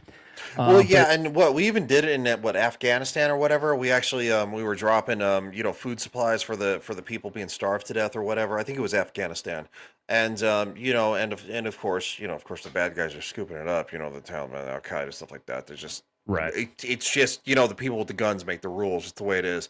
I think my only problem with this is that even though it's unmanned, and it significantly reduces the probability of a human life being lost.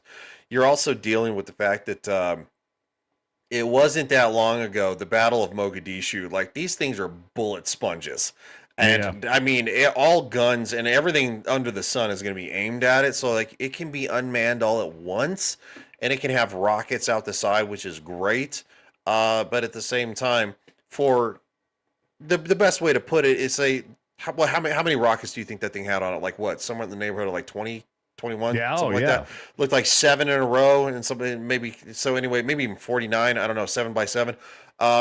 So for 49 rockets, you know, to fire at various targets or whatever, you're going to have twice as many people on the ground looking to take that thing out. And it's like, does it you know, human pilots can make split decision judgments, and you know, AI. There are AI aircraft that are actually being tested and stuff like that are faster than pilots, of course.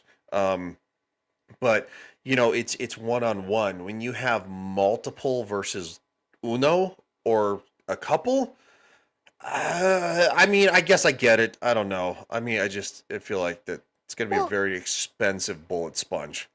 Well, no, I mean, like I said, I think it actually would work out really well. Like I said, in scenarios where, you know, if you're in the middle of a battle, like say like Mogadishu or something like that, this thing can fly in without the risk of, you know, any human beings being harmed. Yes, and I do agree. Or even just also just as like surveillance. I mean, we have other drones for that now, but I mean, I think there's a lot of scenarios where it can use it. You know, as far as like actual human beings flying in the damn thing, I could see it being okay for a medical evacuation, because either you're getting the fuck out of there or you're going to die anyway. So let's fucking put a drone in there. Just one purpose, just go in and get the fuck out and take it back to base. So I can see it being very useful. I can kind of agree with what Justin is. I think the concept is very strong, and I like it. AI is still somewhat logic based and human. Like for as much as we can do with AI at this point, I think we're not quite there yet to where AI can literally monitor around a whole entire aircraft, 360 degrees in basically all directions, and disperse which threat is probably. I don't think we're there yet. I think probably given maybe the next 5 years, 10 years, absolutely. So did they give a time frame when they're trying to like maybe push this out, or is this kind of like just a promo thing to sell to the Department of War? You know what? Let me get back over here. That's actually a good question. I didn't read the whole article. Let's check this out, because it could just simply be a proposition. Let's see. So Sikorsky has unveiled a new, fully unscrewed version of the Black Hawk, completely transformed front to end. What's been dubbed the U-Hawk, talking about dozens of launch effects like surveillance, reconnaissance, drones, loitering, munitions. Demonstrator converted. This is all sounding like this is just a proposition. Okay. So it's now Lockheed Martin subsidiary refers to the design of the I mean, either it's a proposition or the military asked them to make this. It might be, given the fact that Sikorsky is a very big military contractor, because obviously the Black Hawk is infamous, and maybe almost even famous, especially because of the movie Black Hawk Down and everything like that. I mean, literally, for the most part, if you watch a Hollywood military movie and they have Black Hawks in it, the vast majority of the time, almost 9 out of 10 times, they have to ask the U.S. government to actually say, hey, we would like to use your Black Hawks. Can you bring them in? We're doing said movie, and the Department of Defense at the time, now the Department of War, has to approve that. So Hueys, are a lot easier to use because you can find a lot of public variants. You can get a couple public variants of the UH-60, but it's very rare. So I think this might be actually a prototype, kind of like an idea to sell to them. So maybe in the next 10, 15 years, I could absolutely see it. And it'd be perfect to where a lot of these less sophisticated companies see, that one looks so real. So they probably took they are real. Yeah. They took a shell of a prototype, but it probably isn't, fully operational. It's just I don't know like a shell. Yeah, pretty much everything we saw when it was actually flying, it looked like it was just AI. Yeah, it did. Computer generated video. Yeah, it looked kind of like a video game, which is fine. I love me some video games, but Yeah, look at that. I mean, that is literally an iconic aircraft right there. Above an iconic vehicle of basically probably the last, I don't know, 200 years easily. Yeah. So, it's I would like it eventually. That's what it's going to be. It's going to be like playing video games. It's like, drone strikes. You have operators already doing that for the last 20 years. So it's just, this is a little more advanced in my opinion, because you're talking about low altitude, going into places that are dangerous to get soldiers maybe out for medevac and stuff like that, or to actually, use as an attack pattern. Yeah. I think it does have a lot of good use here, as far as like the overall. I know there's a term for it, but we're creating like I said, this fleet of these autonomous vehicles, which, yes, we all know has a lot of potential flaws. And when we're putting machines out with the intent of either protecting human life or killing human life, then there's a lot of scenarios in there that we can fall into a scenario like fucking Terminator and fucking all die. I do want to point out, so I don't, for anybody out there who's not familiar with the, you had the XFL and then the UFL, the United Football League. And here in Missouri, we have St. Louis. We have the St. Louis Battlehawks. And a lot of people talk shit on what the fuck is a Battlehawk. There's no such thing as a Battlehawk. Well, actually, the military was trying to convert the Black Hawk into a fully capable, lethal helicopter that they called the Battlehawk. So there actually was. It never actually came to fruition. I think, it's kind of pointless when we still have, the Apaches and whatnot. What are the two of them? The two attack helicopters, the AH? It's the AH-60 and what's the other one? The Apache and the Cobra. Yes, thank you. Yeah, so the AH-60 is the Cobra, and the Apache, I don't know the designation off the top of my head, because we have had, so I work in aviation now, and we've had actually AH-60s show up. They're very rare, but they do show up. Now we've had multiple Blackhawks. What's really kind of awesome about a Blackhawk, and I do regret this from my days in the military, I never got the AH-64. 64. Okay. Yep. I do regret this from my military days. I was supposed, before I got injured in the military, I was supposed to go to air assault school. I never wanted to go to airborne school, but air assault school sounded awesome. Like, what the fuck? Like, hey, I didn't get a choice, man. They didn't give me a choice, dude. Shit. Yeah, I know. But we did have a question real fast. If you actually go up, I can actually. That's a good question. So would you take a Hummer over a Jeep? I'll take a Blowy. Yeah. Take a Blowy. Especially one wearing the dog costume. That's my pick right there. If it's an old World War II Jeep, absolutely, without even question. If it's a modern day Jeep, no, I'd take the Humvee. I mean, yeah, if you just want something like, as like a collector item or something like that. But I mean, if you're actually using it for combat, I mean, fucking Humvee all day, every day. Oh yeah, I think he's talking about just like general life. Like I'd take one of those old wheelie Jeeps, like so fast. The fat electrician just did a video because the Army has come out with a. Thank you, Blue Cord. Thank you for clarifying. AH-1 Cobra. Thank you. And the they're very rare. They're very rare that they show up. But yeah, the AH-64 Apache. We've never had an Apache show up at work, but we have had Cobras. Yeah, okay, yeah, because the Blackhawk is the UH-60, right? The UH-60, yeah. Okay, yes, that's where I was getting mixed up. Yeah, so UH basically utility helicopters, Yeah, I used to know it's amazing that you really can forget so much over the fucking years, but I mean, I used to be so quick on this. We actually just the other day, just like 2 weeks ago, we actually, I mean, we've had them before, but I saw my very first F-35. And it's literally basically it's an engine with wings and basically a cockpit on the front of it. I mean, the thing is nothing but engine. I mean, that freaking the back end of it is ginormous, and they can actually literally shut the aircraft off. And they were showing it to one of our guys that actually marshaled him in, and he walked around. He's like, yeah, no, he's like, this thing is awesome. He's like, watch. He took his glove off and he put it on the inside of the engine cowl, like right there, and he's like. And dude was like, and he's like, no, it's fine. He's like, It's made of ceramic, like the bottom of the space shuttle. It disperses heat so fast that you can actually put your hand on it after shutting the engine off. And I was like, he told me about that. I was like, dude, I wish I would have marked. I wish I would have landed him. You know what I'm saying? It's like, damn. But it's nothing but an engine with wings. Thing is wild looking. Oh, that's cool. But yeah, so I was going to start. I was starting off. The Fat Electrician did a video because the Army had come out. I saw this when we were in North Carolina for the hurricane relief. The military was out there with these. They call them these something infantry vehicle. They look like big dune buggies. It's loaded up. It has enough seats to hold an entire I want to say 9-man team.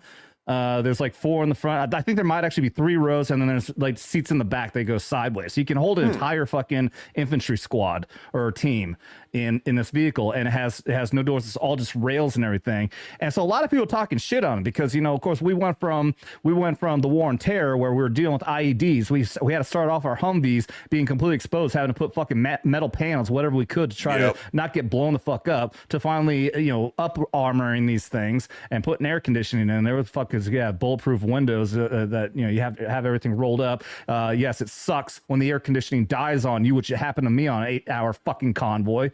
But so we developed this new vehicle, and it's like, well, why? You don't have any armor on it. It's not the point. It serves the purpose of what the Jeep was made for. The Jeep was actually made because we had a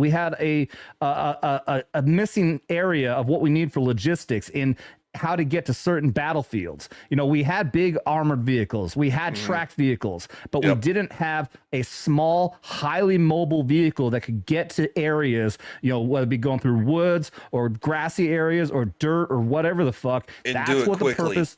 And to do it quickly, that's what the purpose of the Jeep was. Plus, it was very small and easy to manufacture. We cranked out tens of thousands of these things in absolutely fucking no time. So that's where it comes in. This new something infantry vehicle, which wasn't planning on talking about, so maybe we'll have an article and we'll show it sometime, is to fill that gap if we're having any kind of like woodland warfare or something like that. Be able to have guys, like what I used to do. You need to be able to have the ability, if you're going to do a surveillance or reconnaissance operation, get into an area very fucking quickly, leave the vehicle behind, and then ruck the rest of the fucking way. Otherwise, the options were you're going to take a fucking big, loud fucking Humvee out there that goes slower than fucking dirt. You're lucky if you can get that thing to 55 fucking miles per hour. Or you take this very lightweight motherfucker that can be very nimble going through in between fucking trees and everything. I used to hate driving those motherfuckers on the highway because they would just rattle and shake you to death. Also, at the same time, talking about initially, it was so funny, the old like Kosovo style, because we had a couple of those with the marking still on them, like the basically the BDU camouflage, and then all of a sudden, like they take the sand colored metal doors and they would like put them on it, so you had like camouflage and then like sand colored basically up armored doors. It was just ridiculous in the beginning. I mean that's the exact same thing like when we were in the beginning for Iraq and Afghanistan, when they started coming out DCUs, but we still had green fucking interceptor body armor. Looked all jacked. Of all the fucking units, when I went to Iraq in 2003, there was one unit there that actually had desert colored fucking Humvees, and you know who that was? The fucking Air Force. Ugh. Yeah, the Air Force security had fucking desert fucking Humvees, and we still had green. Like, why? God, plus they're armored too. They had armored Humvees. God, they suck dick. Sorry, fuck you, Air Force. Shout out to our Air Force brothers and sisters out there. We still hate your face. Why does the Air Force get the cool shit? It's supposed to be the Army's supposed to get the cool shit, and the Marines get the fucking dog shit. Why is the Air Force the ones getting the cool shit in this scenario? Because they also lived in sky-rise buildings like that looked like condos, and we were stuck in, well, at least where I was at, we were stuck in basically old World War II style barracks that the Yahtzee people created, and we just stole. So the barracks I was in for the majority of my military career, a solid 3 years, it was actually the old Nazi SS barracks. No, I'm not joking. I'm not joking. I mean solid concrete foundation, I'll tell you what, but talk about taking and repurposing it. Well, I mean, shit. When I was in Iraq for the invasion, everything there was still fucking Saddam Hussein shit, and there was a point where we had we brought contractors in to like tear everything up because these are old buildings, and they tore like all the fucking ceiling panels and everything up. And I was on security detail to watch these fucking dudes, and the whole fucking hallway just filled up with dust, and I'm like, oh fuck this! What's that cancer causing shit in the walls? Asbestos. Asbestos. Yeah. Oh, and Frank's still in chat. He knows exactly what I'm fucking talking about. He was there. Well, he's talking about that. But if he remembers also, like, I'm like, there's no fucking way that Saddam Hussein wasn't using cheap motherfucking of course. So I went, I fucking wore my I went and ran and got my fucking gas mask on. So I'm watching these guys with my gas mask on. They're all laughing at me. I'm like, enjoy your cancer, dude. You're like, I'm not fucking retarded. Yeah, dude, the chocolate chip desert uniform. So they saw a reserve unit that still had, dude, when you that was the first Gulf War, right? 03? Did you see that when we were in 03, dude? That's crazy. That was like what, the first Gulf War, the chocolate chip deserts? Yeah, that was 90. That was 91. Yeah, when I don't think I ever saw them.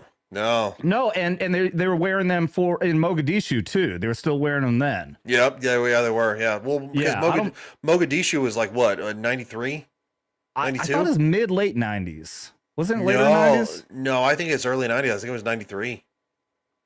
But well, in any case, I don't think the DCUs came out until at least late 90s, early 2000s. Because I know we had them when everyone started going to Afghanistan. They were wearing DCUs for that.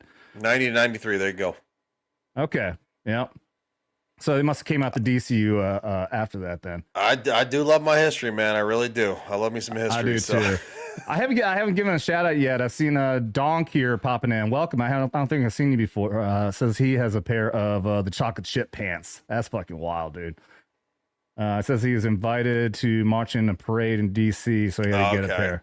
Somalia 92 to 95. So yeah, I caught the beginning. Kind of. So pretty close. I said 93. Okay. So he actually saw somebody wearing the fucking chocolate chip uniforms in 03. That's crazy. Really? Man. I mean, I know it was, okay. Yeah, we say Air Force got all the fucking cool shit, but I also saw them rocking the OG fucking M16s.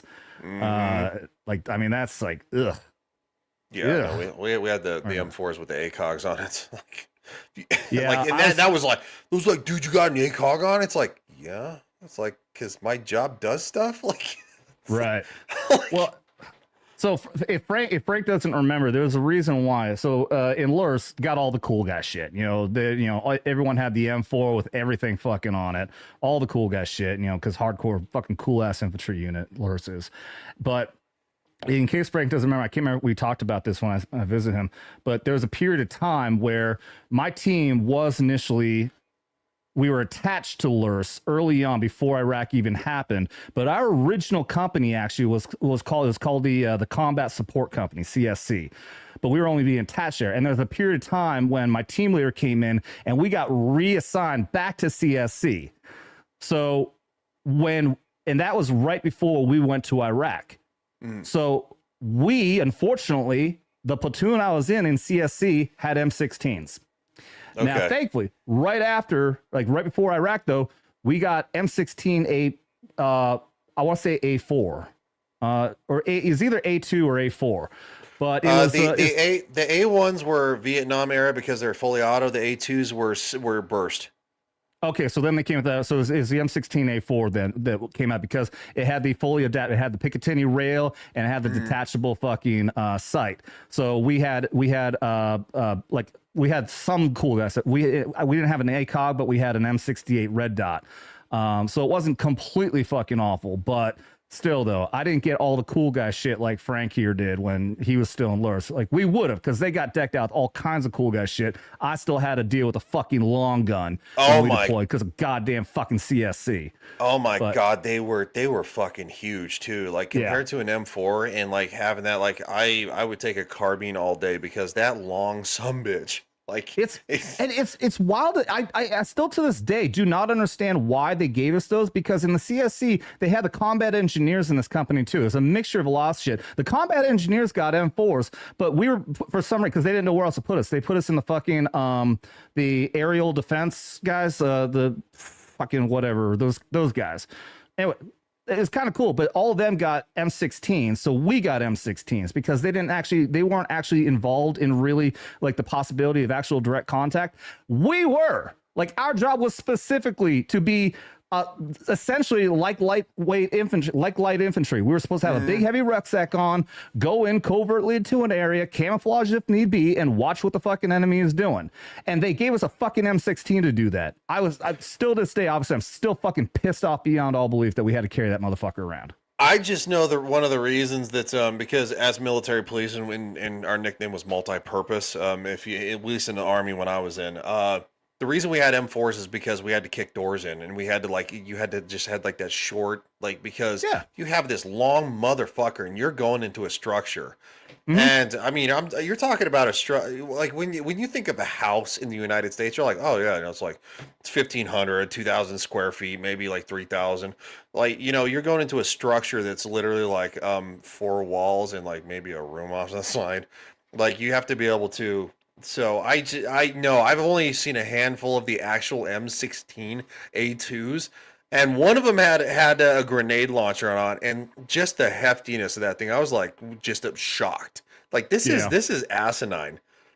It was absolutely asinine. That was one of the dumb things when I went to PSYOP. PSYOP being part of Army Special Operations Command, they had a ton of money. So when we went to Iraq, they put a lot of shit in these fucking rifles, and my detachment was not even. They put a goddamn fucking grenade launcher on every single one of our rifles. And we went to Iraq and we didn't even get fucking grenades. Like, we had to carry that motherfucker around for no goddamn fucking reason. Yeah, only for actual squad leaders had the M203 on the M4. So yeah, you only need one grenadier. So yeah, exactly. You don't need logic for some motherfucker who actually doesn't have a concept of. There are some really badass motherfuckers in PSYOP, but then there is very clearly some very super geek motherfuckers who think that they get into a tactical company and they think they're really badass, but they have no clue what the fuck they're doing. It's like, let's put a grenade launcher on every fucking rifle. It'd be so cool. Yeah, that's absolutely asinine. So, like, I mean, I was in when we were hurting for people so bad that, quite frankly, as an E3, I was actually a team leader, which is psycho.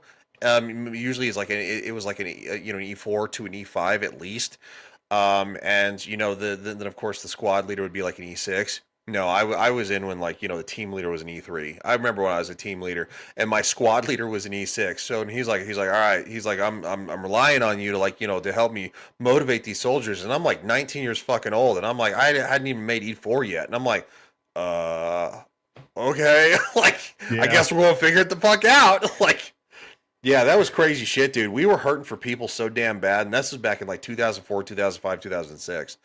Like, I mean, I know that, like, enlisting was high, but the amount of people that actually made it the fuck in and actually made it through basic training of, like, at least for military police, they were just like going, I don't know, because we were a part of what, the Marines do. It's called OSIT. So basically you did a solid 5.5 months and you didn't go anywhere else. Like, it was basic training for almost 5.5 months. They got a little lenient on you towards the end for your, like, actual schooling, but no, it was a solid 5.5 months, and people would just be like, they'd be like, oh, they would just wash out. You know what's wild? So PSYOP has adopted almost like the exact same path for initial entry trainees as Special Forces does now. For initial entry trainee, just like for an 18 X-ray, those guys, everybody knows they have to go through infantry school first. They get infantry, and if they fail out of a Green Beret train, then they revert back, and they're just regular infantrymen. PSYOP has adopted the same thing now, only with MP. So now every single initial entry, every single initial entry PSYOP soldier now has to go through MP OSIT at Leonard Wood, and then they go through a selection and assessment process for PSYOP, and then if they get accepted, then they go to airborne school and then go through that, and the entire process there as well. It goes through the same kind of phases as Special Forces. Now I'm saying it's similar, but obviously it's not the same extreme. Yeah, these guys are not becoming Green Berets, but the similar it's a similar path to go through now. So yeah, that's wild, isn't it? Like, that is fucking wild. I heard the explanation that I guess because MPs, you get trained in like how to deal with people, and there's different kind of psychological ways because you have to deal with like criminals and everything like that. Yeah. So they're like, I guess they're thinking like in the mindset that's similar and a good way to get soldiers ready for PSYOP specialty. But also, if you think about the same thing with fucking 18 X-ray, it's a way to fill fucking slots for infantry than anything else. So I would agree with that. Yeah, and I mean, I will defend my MOS a little bit because again, they called us multi-purpose for a reason because we dealt with so many different things, not just going overseas, and the fact that you were trained on multiple different platforms, and I'm talking about numerous ones, not just the M9, not just the M4, not just the M16, the M249, the 240 Bravo, like on, I mean, the what's the automatic grenade launcher? I'm drawing a blank. The Mark 19. The Mark 19, the 50 cal, like we were trained on so many different weapon systems and how to haul that shit the fuck around and break it down. Because so I do get it, but at the same time, it's like, fuck, that wasn't an option when I was in. Again, I probably would have been. I never wanted to jump out of a plane, but fuck, I wanted to go in a helicopter, man. I wanted to go into a UH-60 and rappel down that rope so bad. Never got a chance to do it. Never got a chance to do it. PSYOP is one of only 2 MOSs that actually require airborne school. It's just PSYOP and Special Forces is the only. I still probably would have did it eventually. It was one of those things in the military that like, you're full of piss and vinegar and you're like, dude, fuck it, I'm just gonna do it. Now that I'm old, like, would I jump out of an airplane? Fuck no. But at 19, yeah. I want to do free fall so bad, dude. Obviously, I would have to do tandem. I have a cousin who got fully certified as a for free fall, so she can go and fucking jump all she wants, which is awesome. Big shout out to my aunt who I know likes watching this show, so I know she knows exactly what I'm talking about. All right, I want just a couple of the questions in here. First, Frank here, my Lurse buddy, the first on Whirly, awesome fucking dude, was on the verge of getting us suppressors in Iraq. That would have been fucking dope. I do know. I saw the videos, Frank. There was a video out there the 173rd put out as a promo video for the Lurse detachments, and they had suppressors. I saw that they had suppressors. I don't know. I definitely saw that they had sniper rifles at that point, and I know that I saw suppressors on the sniper rifles. But correct me if I'm wrong. But it looked like they definitely at least had suppressors for the sniper rifles there in Lurse, which is fucking cool. That unit was awesome, dude. Like we got a lot of the cool guy shit. Here goes Blue Cord again. Fucking alcohol poisoning, man. Dude, you know what he's talking about E4s? You know what's funny was when I actually made E4, same squad. My squad leader, who was an E6, his name was Staff Sergeant Gump. We went on leave, and he's like, "All right, Kane." He's like, "You're acting squad leader while I'm gone," and I'm like, okay, so like, and this is like nut check time. I'd only been in E4 for probably like 4 months. I was like, I was a specialist, not even like a corporal, because that was like kind of like a special designation that you had to do. You had to like do specially selected. But like E4 was like the sham shield. Well, there ain't no fucking shamming, at least in my unit. So I used to have to go with the platoon sergeant and the platoon leader, who's a butter bar, and then he became a first lieutenant. Anyway, and like going for staff meetings, and I'd have to sit there, and I'm just like, the fuck am I doing here? Like, why am I here? And it's just like I had to fill in for like a month and a half, and I was just like, that was as a 19-year-old kid, because again, I because of Civil Air Patrol, I came in as an E2.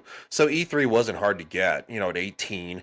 And then the very first part of 19, I was still an E3, but then I made E4, and it's like, E4 Mafia for life. They expected a lot out of you. And they're like, your squad leader would pick somebody, usually, and it wasn't necessarily because we lost a few E5s, they PCS'd, ETS'd, whatever, and like as an E4, I was acting squad leader for a while, and it's like I had to stand at the end, literally at the end of the, because we were 4 squad, so we were in the back, but at the same time, it's like you had to report in. At formation, it's like you report into the platoon sergeant. It's like that shit was scary as fuck, dude. As a 19-year-old, but you gotta fucking do it. I can't even imagine it in that scenario. I got 2 stories on that. When I was in E5, And this is when I was in that UAV detachment with PSYOP I was talking about. Well, they had sent they had sent our detachment on deployment, and I was only left behind because I had a medical issue, so I couldn't go. It was me and one soldier. I had one Joe, so it's just me.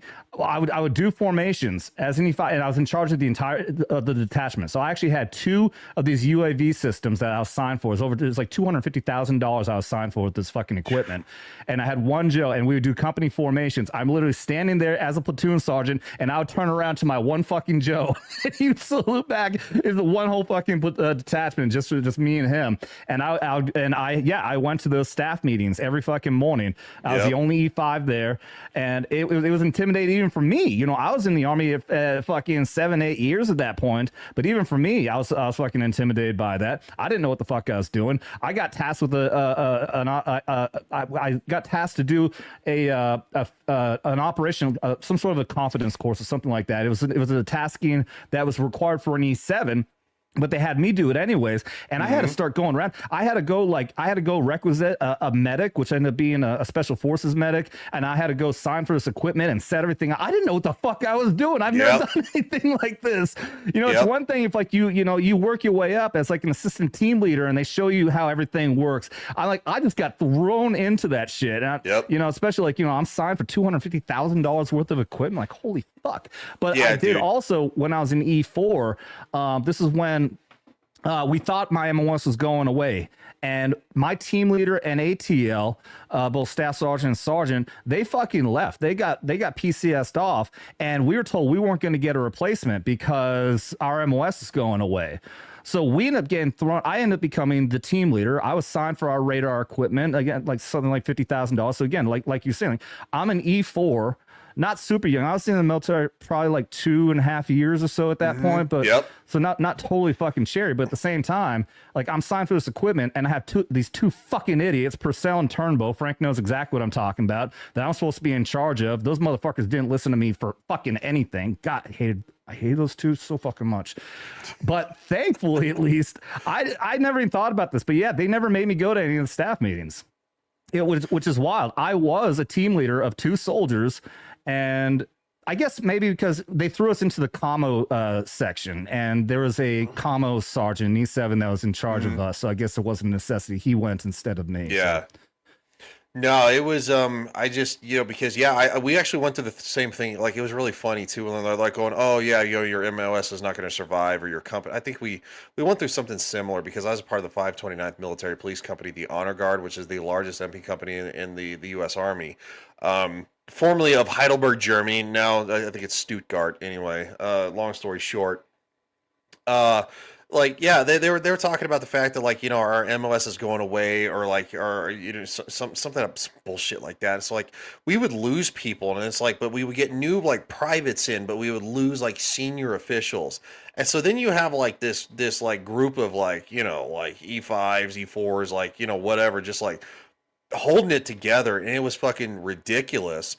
And I remember the very first time, because I mean, what morning formation was, I think it was like, what the fuck did you have to say? Like, you know, squad is present and accounted for, some shit like that. Everyone thinks it's supposed to be present and accounted for, but I can't remember you only say accounted for if somebody wasn't there, but you knew where they were. Something like misconception. That. No, it's been so fucking long, dude. Like, I'm old as dirt. Like, I haven't been in the military like 20 years.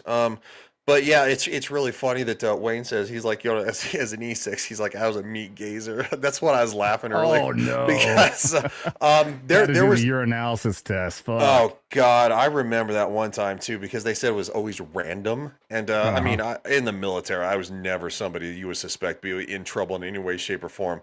And there was like 3 times in a row I got picked. And like on the 3rd time, I was like, and I looked at my, you know, my squad leader. I was like, going, it's random, huh? And he's like, going, dude, you got shit luck. He's like, going, I'm telling you, it's random, and your ass came up 3 times. So I had to pee. So you have to go way upstairs, and like you have to fucking wait. And yes, the meat gazing is fucking real. They stand over your shoulder. Over your fucking shoulder, and they watch you pee in a cup. I mean, they may not be able to see your dick, but like it's close enough to like you're like, can you step back a little bit? I can feel your breath on my neck. It's like, well, and there is a reason why. I knew a guy in my first AIT who we got back, and some little shit. I remember this little mother. I've got a picture of him, and he really is like this weenie little motherfucker. And he ratted us because he heard guys talking about that we were getting ready to get released for Christmas, and one of our guys, he planned on getting a hotel room by the airport before everyone leaves. And he said he got a hookup and he's going to get weed and everything. This little motherfucker ratted on him. And so he had to go. He was told ahead of time he's going to take a piss test, and he got this thing where it's a little compartment that he's able to hide under his ball sack, and he was able to drop these pills, these little tablets into the piss that would eliminate any weed. So there is a reason why they have to gaze at you, because people will come up with something like that. This dumbass was afraid it wasn't going to work, so he dropped 2 instead of 1, and the test came back inaccurate, so he had to do it again. I think he got busted. I can't remember exactly, but good God. Yeah, no, I don't think I ever actually knew anybody that got busted. I do know somebody that's that actually got busted for having, well, and again, and Germany was really weird because, right, because we're Americans and that we have certain standards for America, but Germany was not like that. So like you could actually go out in to the German public, and you could actually drink well below the age of 21 because that's just how it was.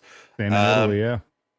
And they also had different laws for, let's just say, relations with people of a younger persuasion. So, like, we're all 18, 19, 20, somewhere in that neighborhood. Somebody thought it'd be all right to have a 15-year-old in the barracks. Oh, God. I watched our first sergeant literally flip the fuck out. He took a remember those metal newspaper stands you used to, like, put the coins in and pull them, and you get the newspaper out, right? Yeah. I watched him grab one of those and chuck it. Because somebody had a 15-year-old in the barracks, and he was like, "You gotta be fucking shit!" Just launched it. Alert. Yeah. Retard alert.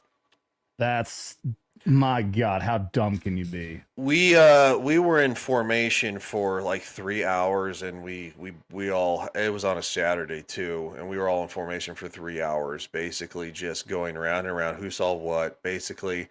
And it sucked. It sucked fucking ass. Oh, it's gonna be just one guy can fuck things one up ass for everybody else. Dude, I watched a bunch of guys like literally on the out in Germany. They were drunk, and I don't know if they were Americans. I think they were Americans. They weren't a part of our company. They picked up a fucking scooter, like this Vespa, 3 guys, and they chucked it in the Heidelberg River. And my friend and I, we're like on. And the Polizei are going to show up. We fucking booked it running. And all of a sudden, within like 2 minutes, you hear sirens. And the Polizei don't fuck around, man. They will beat. It's not the same way now, but the Polizei back then, they would beat the holy sweet motherfucking Jesus out of you. They would pull them sticks out, and they would start swinging for the fence. It ain't like America. It wasn't like America. They would beat whatever they could hit. That's the same thing in Italy. They got the Carabinieri, and that is the militarized police. And we saw them beat the shit out of protesters when we were doing we were moving our vehicles for the invasion of Iraq, and his protesters they got the shit kicked out by the Carabinieri. We call it the Care Bears. I got to hit a couple chats here. Frank's, did I get I'm assuming Rachel boots. Dude, I didn't get any of that shit. All that cool shit that you guys are getting ready, ramped up to go to Iraq. I know exactly what you were talking about. These are very comfy fucking boots that they got to wear instead of the fucking standard issue. And I did not, dude. I did get both LURS and CSC because I was attached to both companies. When we went to Iraq, I got assigned back to LURS again, but both companies issued multi-tools. So I got 2 multi-tools, 2 different types of multi-tools, one from each company when we were in Iraq. But no, Frank, all that cool guy shit that you guys got, I did not, including a fucking M4. I had to carry a goddamn long barrel fucking M16A4. At least I had a red dot on, so I didn't look like a total fucking bitch. Blue Core says, "Don't fuck with the Polizei." Oh, I know. And as somebody is, we did joint operations too for like the soldiers and like the German community. There was a couple times there was like a big fair and stuff like that. Something you would see like in a local city, like with Ferris wheel and rides, and just everybody intermingling. And I did multiple patrols with those guys. I'll tell you what, like, of course, me and my camo and shit like that, and them in their uniform, we're riding around in a Polizei vehicle. Like if there was a problem and we showed up and like literally they saw that Polizei vehicle, motherfuckers scattered like roaches. I mean, because they knew that some, and he even told me too. He's like he's like, you know what? He's like, if you got to hit somebody, hit somebody.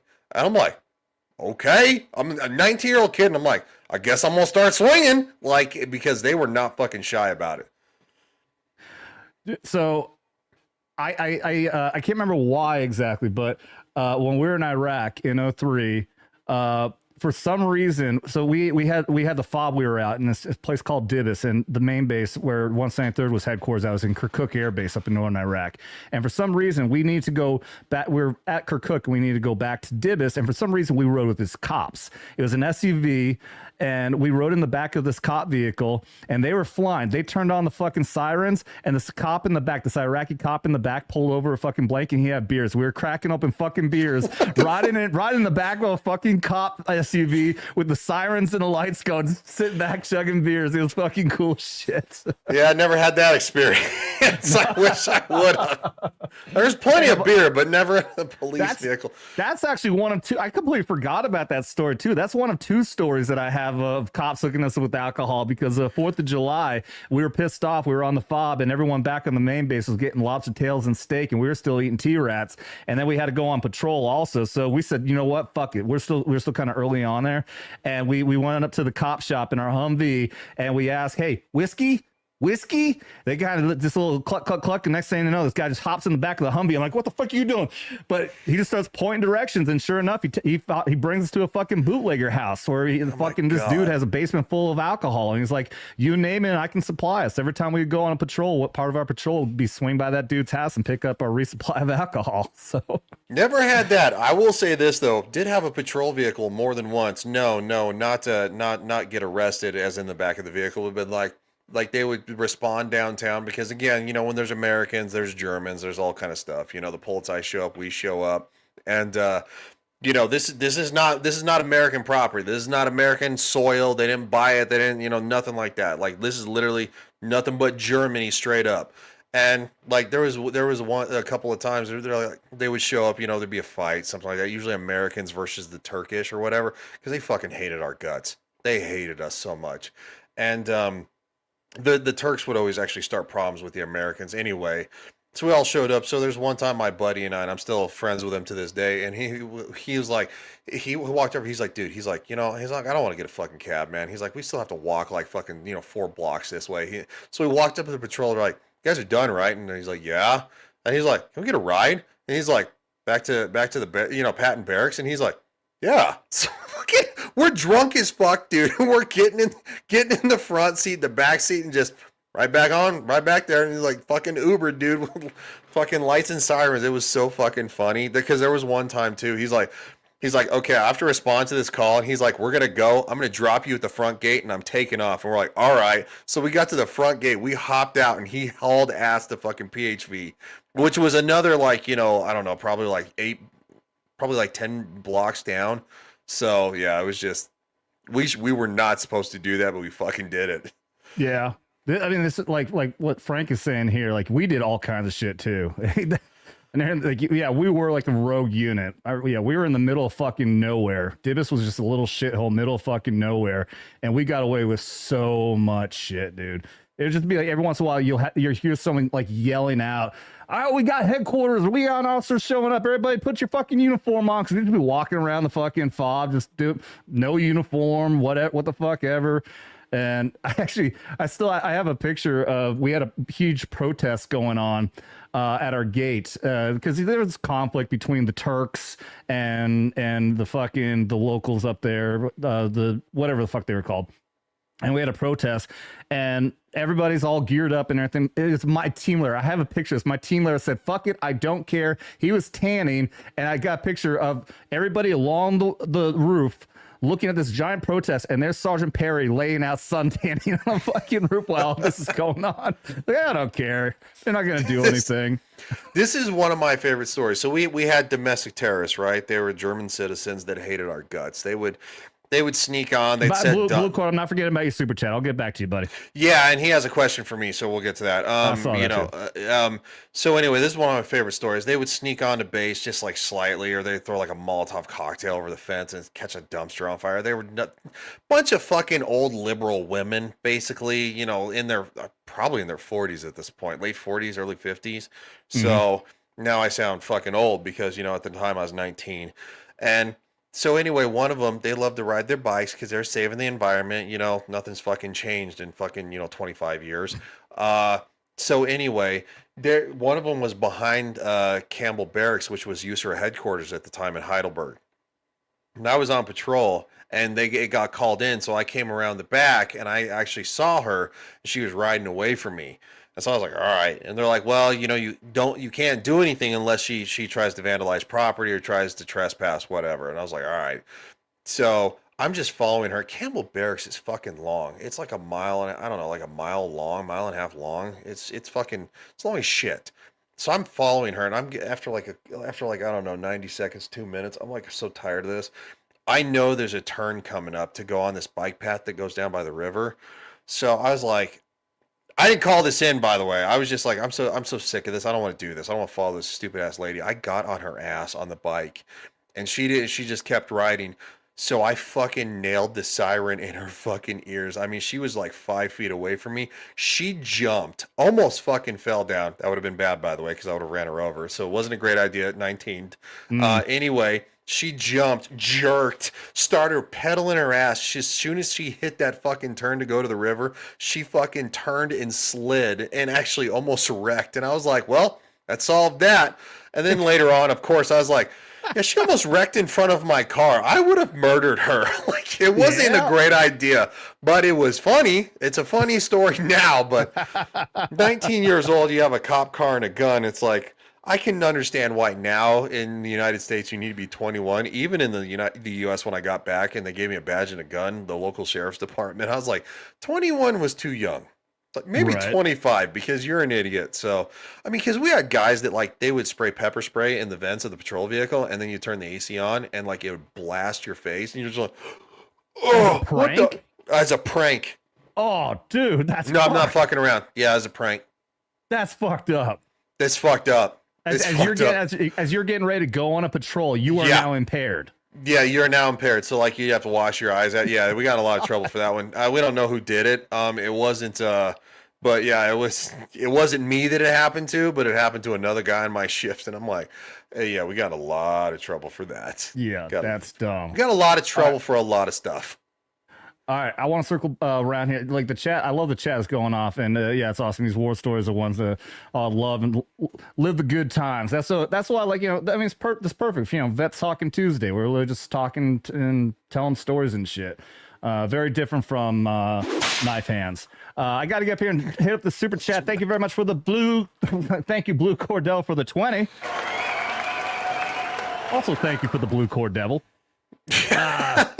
Says I showed up at Fort Polk as an E4 and I'm assuming he's saying and a butter bar said I was the platoon sergeant. Oh, all the sergeants were away at schools. Oh, Shit. Yeah. So he got into that kind of situation too, man. So that was I was, well, he knows this. I was literally like a step below that. So like if our platoon sergeant, like, because I was the most senior E4 at the time, like it really that was nuts, man. Just to be put in charge, because a squad is basically like 4 to 5 soldiers roughly. To give at least at the time it was. Might be a little bit bigger now, but because each team is technically supposed to team leader, and then of course you have 2 guys under them. You have a driver and then you have the gunner, and that's what makes up a team for a Humvee. It was fucking nuts, man. It was looking back, like making those kind of decisions. I don't know what the fuck they were thinking, but the military was like, this is what you're going to do. This is what we trained you to do. You fucking do it. Right. What is this? When a thief steals from you, he doesn't pretend it's for your own good. Only government does that. Larkin Rose. That seems so off the wall. I thought it was a troll thing, but I'm not sure what you're referring to there, buddy. But welcome, Network Metatron. All right, let me do the super chat. Thank you very much, Blue Cordo, for the 20. Let's what should we do for this one? Let's just go with this. Well, first off, I put this up here. I don't know what other scenarios I'm going to play, but do you remember this? A man and a woman. No, I don't remember that one actually. You don't remember? That was from the Summer of Love back in 2020. This woke fucking Congress actually had this fucking priest in the United States Congress say amen and a woman. Oh, I thought he said a man and a woman. He's like, no, he said amen and a man and a woman. Yeah. That's yes, I do remember that. What a when we were in the dumbest fucking timeline, dude. That dude just needs to take that woke preacher needs to take a shot to the nuts. Quick, baby!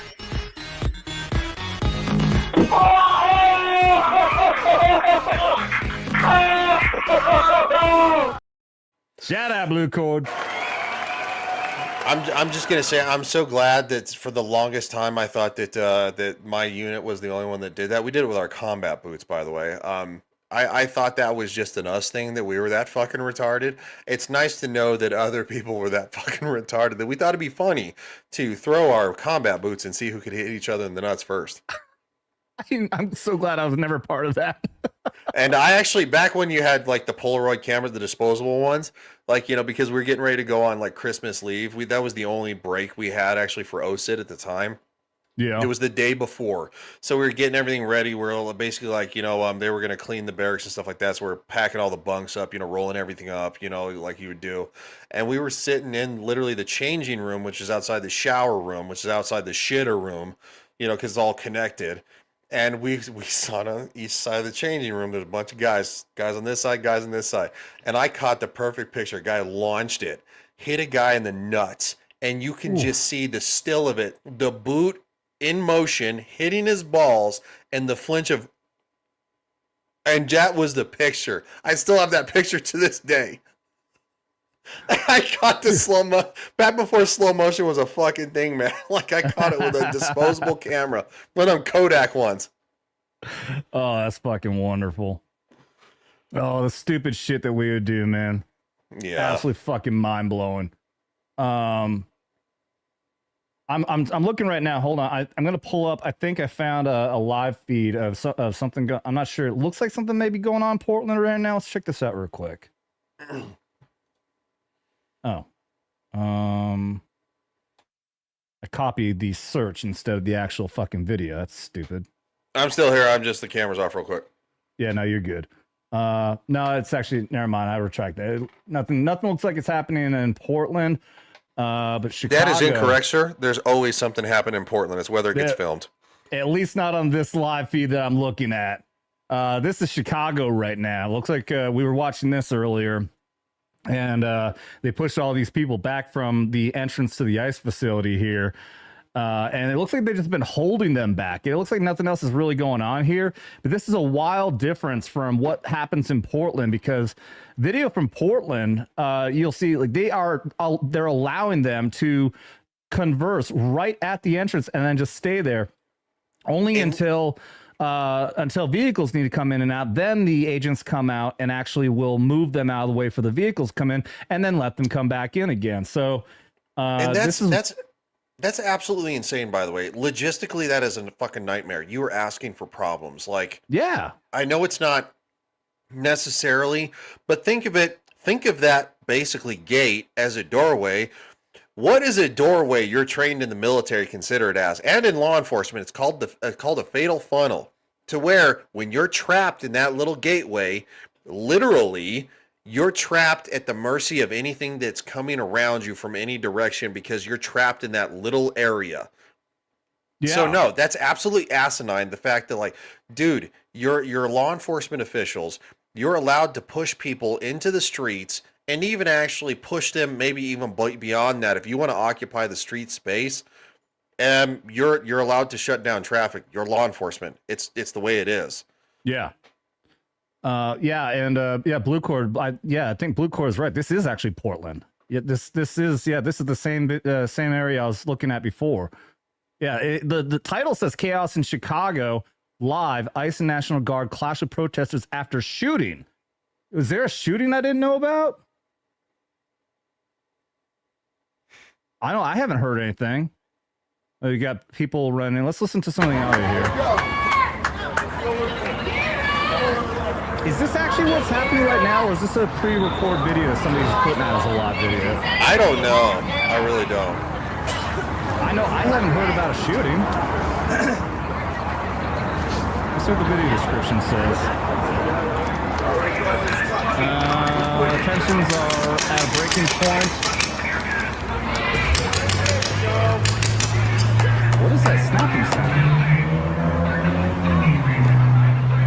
Protests erupt following shocking shooting incident involving U.S. Border Patrol agents who reportedly shot an armed woman during a federal immigration operation.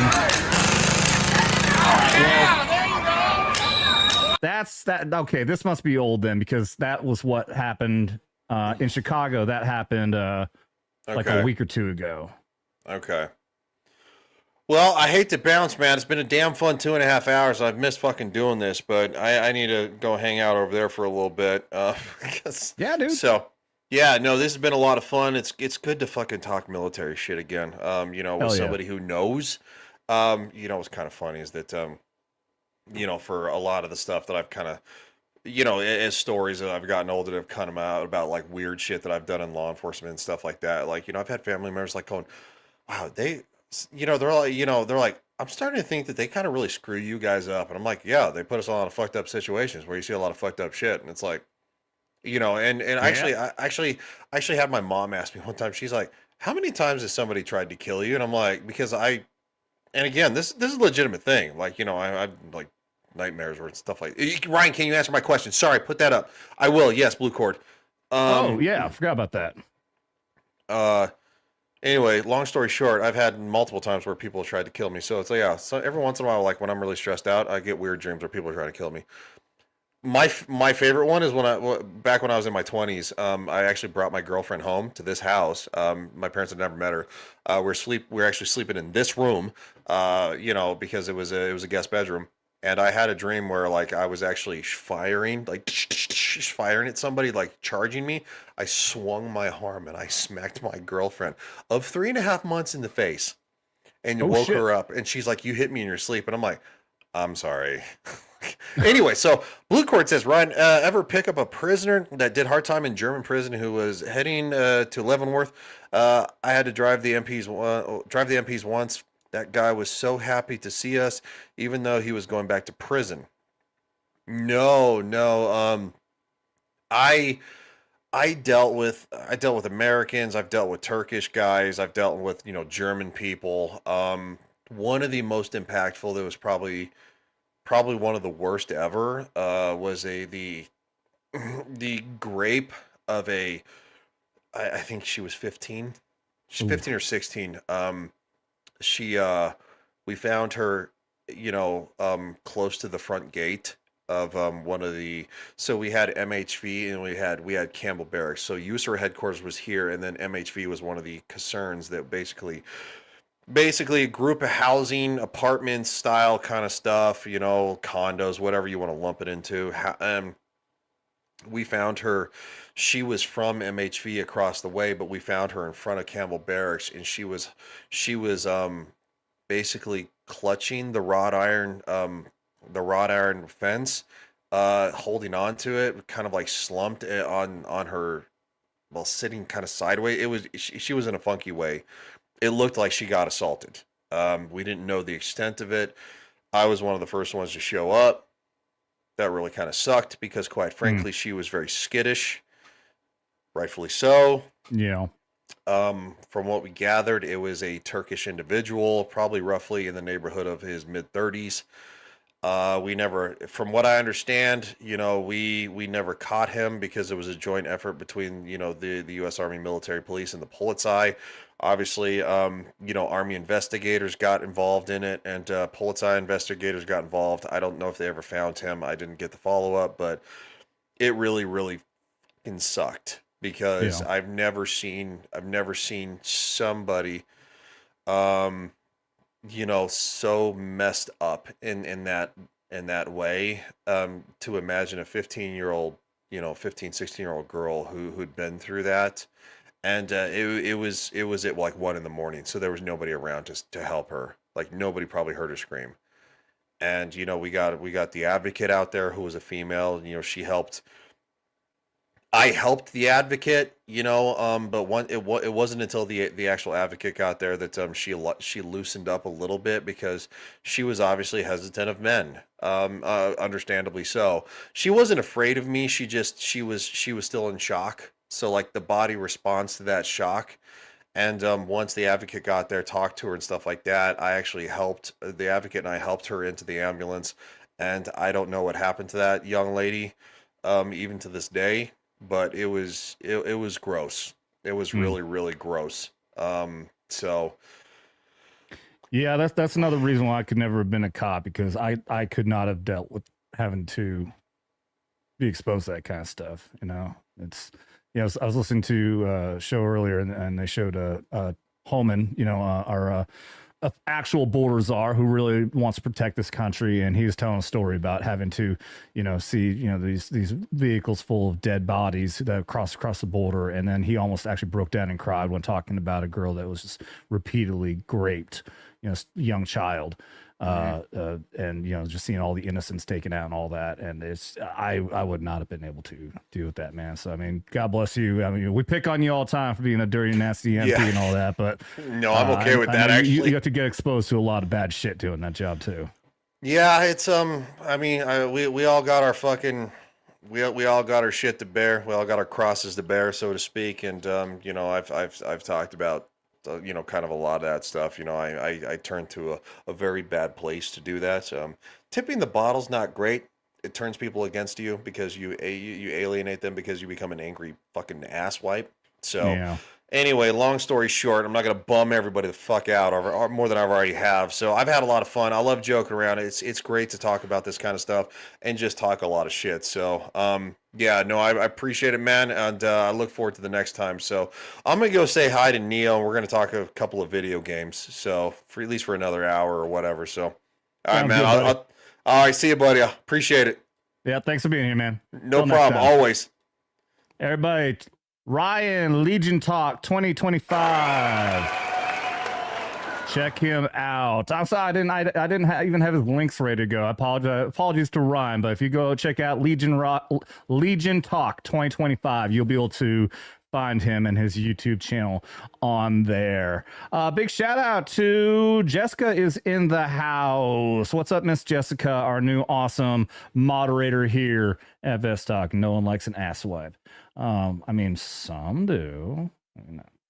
I see the Afghan boys market. Oh, I told the story on here before that I had to see.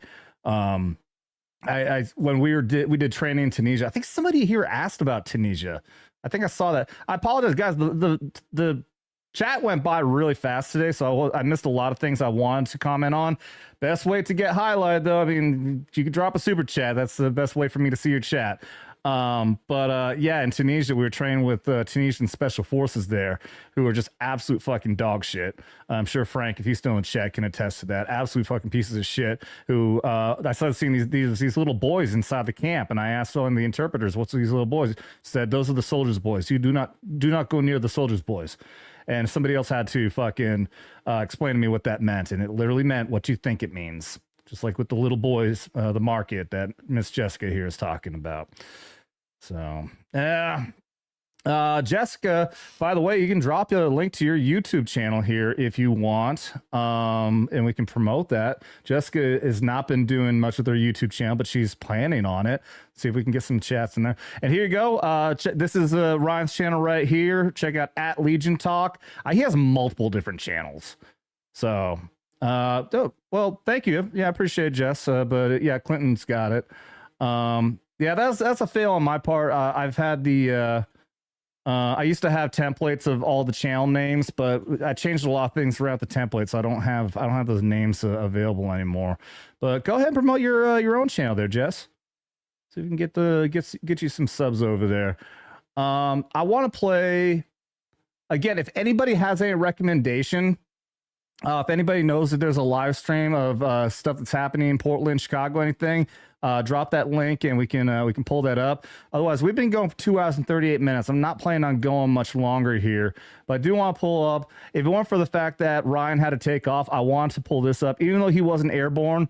But in the Army, everyone had a fucking beret. And it was very comical. Even before I was in 2001, the Black Beret came out not long after I got into the military. But before that, it was just Airborne Special Forces and Rangers. And even then, we were talking about like the different styles of berets and the different ways that guys will wear their berets, especially in airborne. And we were joking about this when we did a live stream. We were checking out President Trump's speech at Fort Bragg with 82nd Airborne, and I was pointing out to the crowd where you see all these crazy ways that dudes in the 82nd Airborne in general will wear their fucking berets. And I found a Private Murphy's Law, which is a great comic we would always get it in Army Times. It'd be the first time if I ever picked up an Army Times newspaper, I would always flip to the back and try to find Private Murphy's Law, the weekly cartoon. And he's still doing it apparently on Facebook. And here you go. Do you even 82nd? And here is the wild display of the different ways that somebody in the 82nd will wear their beret. Here's the one I was pointing out. I was talking about, like, you get these weird guys, like their flash will be all the way forward. They think it looks so fucking badass. And there's the example right there. And it's just a couple of different ways, but they always will pull it down as far, the excess amount, always as far as possible, and even cover up their entire right eye. It is just so fucking weird, but this is such a common fucking thing. And so this is what we were laughing at when we were watching that speech at Fort Bragg. I pointed out before, there's a way in between. There's the guys who will wear the flash. It'll be either too far forward or too far back. Either you're looking like you're trying to be too high speed, or you actually look nerdy wearing too far back. There's an in between. You wear just slightly forward, like the guy up here in the right corner does. And I always did like to pull it down as much as possible, but not cover my fucking eye. Like my preference was just a little over the eye, but not covered up completely. It just looks like ass. And the reality is, if anybody has this much fabric, it's because they didn't properly form the beret. You need to soak your beret when you first form it in hot water and let it shrink. People who aren't doing that, and that's why you have all this massive, excessive amount of fabric that pulls way down there, because your beret has not been properly shrunk and there's too much fabric going on. So that is an example of what I was talking about. If anybody watched the show before. What is going on here with this chat? Oh, how many shots did I have? Not that many. I thought I didn't have that much Buffalo Trace left, so I thought I was going to have to revert and go officially to the 250th anniversary whiskey. But Blue Cord has not been getting me as fucked up tonight, much as other nights. Just not enough. Adam is still awake. Exactly. I think I told her about the time the Christmas show where I got blackout drunk and just fucked off and disappeared and went to sleep, completely forgetting I was still doing a show. Thanks, Blue Cord. And I think Clinton Hatch was a big contributor for that one as well. Oh man. Yeah. All right. Let's I want to play some of the protest stuff that I was playing earlier was actually from older protests where people just fucked around and found out. But I'm going to play this one right here, which is updated protest fail/mean compilation. Let's check out some of these. This one, I wasn't sure what the fuck was going on, but I guess these are some MAGA guys here in the chairs, and this weirdo right here just wanted to show up and fuck with them in some way, and it did not go well. Here's the light.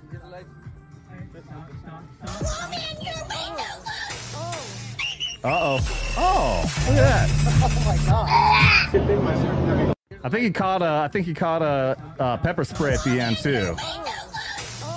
Let's watch. I think he caught pepper spray at the end too. Fuck around and find out, dude. Fuck around and find out. Oh man. All right, let's I'll go back to a few more of these. Go here. Dr. Gold for $4.99. Thank you, buddy. He says, I always love listening to the military stories from you guys.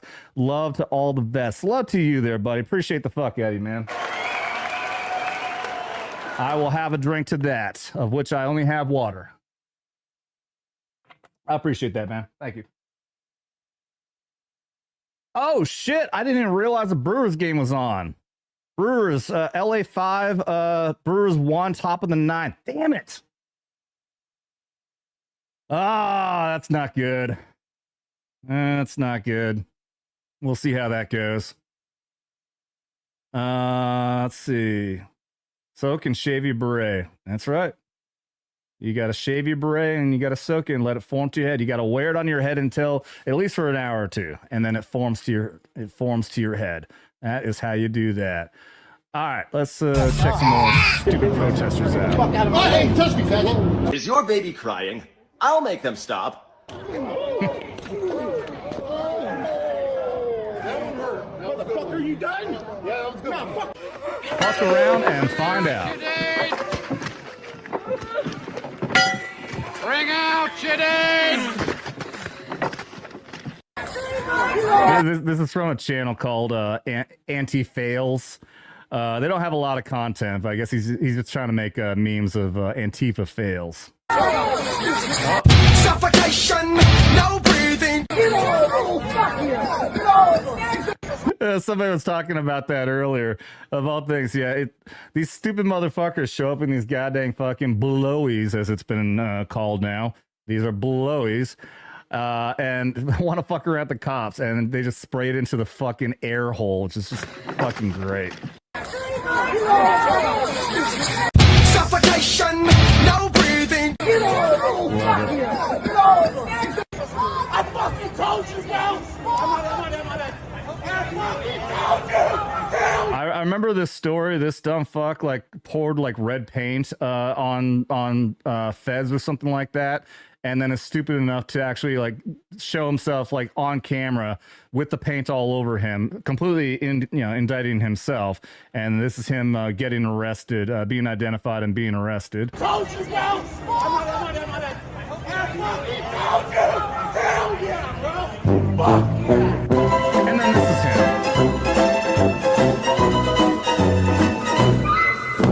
Real tough guy. He's so badass. He even has the big fucking black spacer fucking stupid gay earring things. You little fucking... Why are you gay? Oh, I smell bitch in here. Oh, bitch. Don't do the crime if you can't do the time. Hey, get back here, bitch.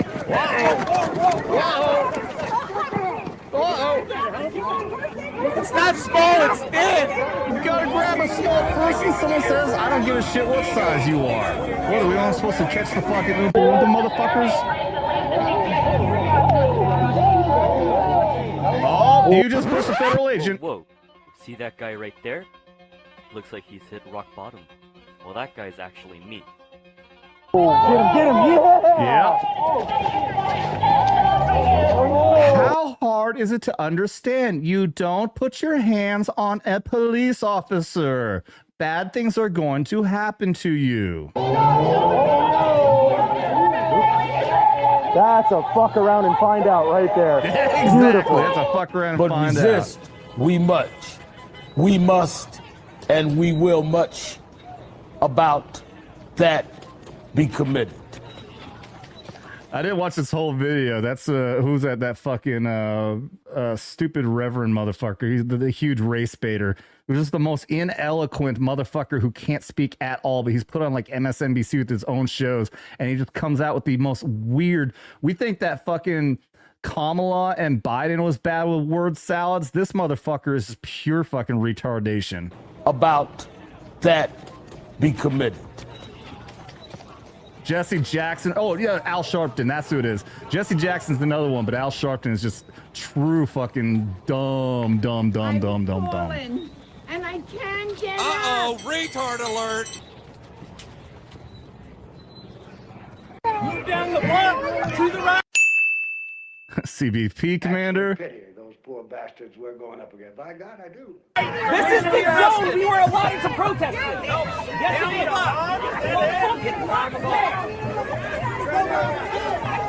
And he is having none of it.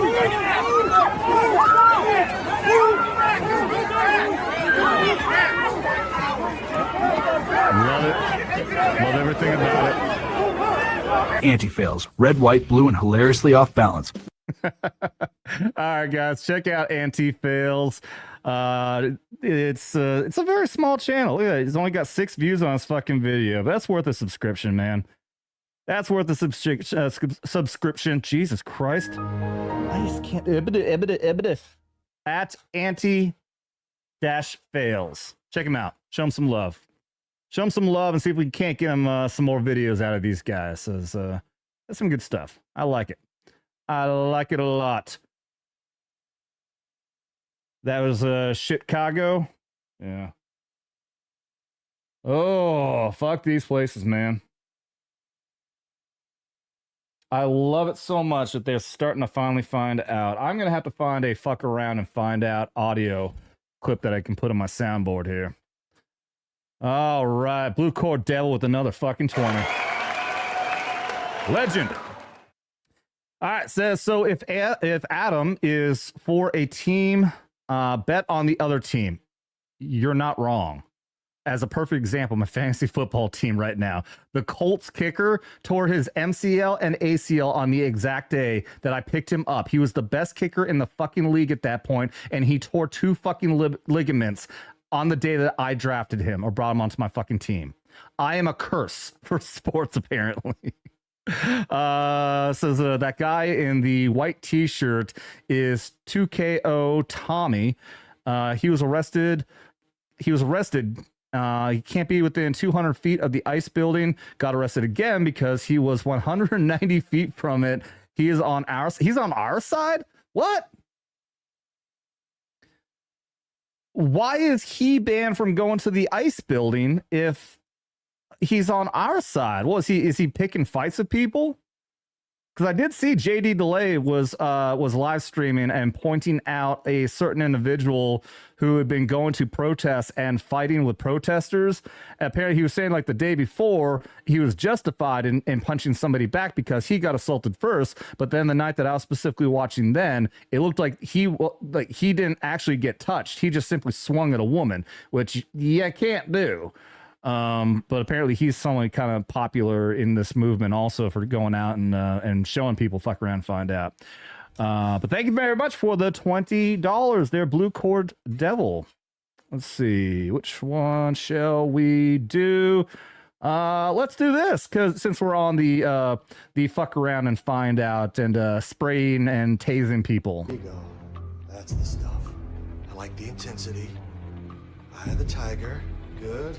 You're holding 50,000 volts, little man. Don't be afraid to ride the lightning. Stop! No! In the face! In the face! Cheers, Blue Cord.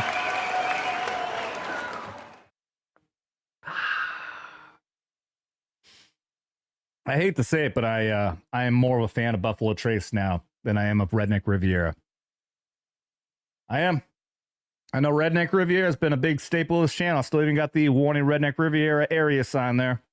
But Buffalo Trace is very similar in cost, and it actually tastes a lot better. Yep. Dr. Gold saying, didn't Al Sharpton get caught in a drug thing? And I think he also worked with the mob. Could be. Could be. They're all just grifters anyway. It's just hardcore fucking grifters.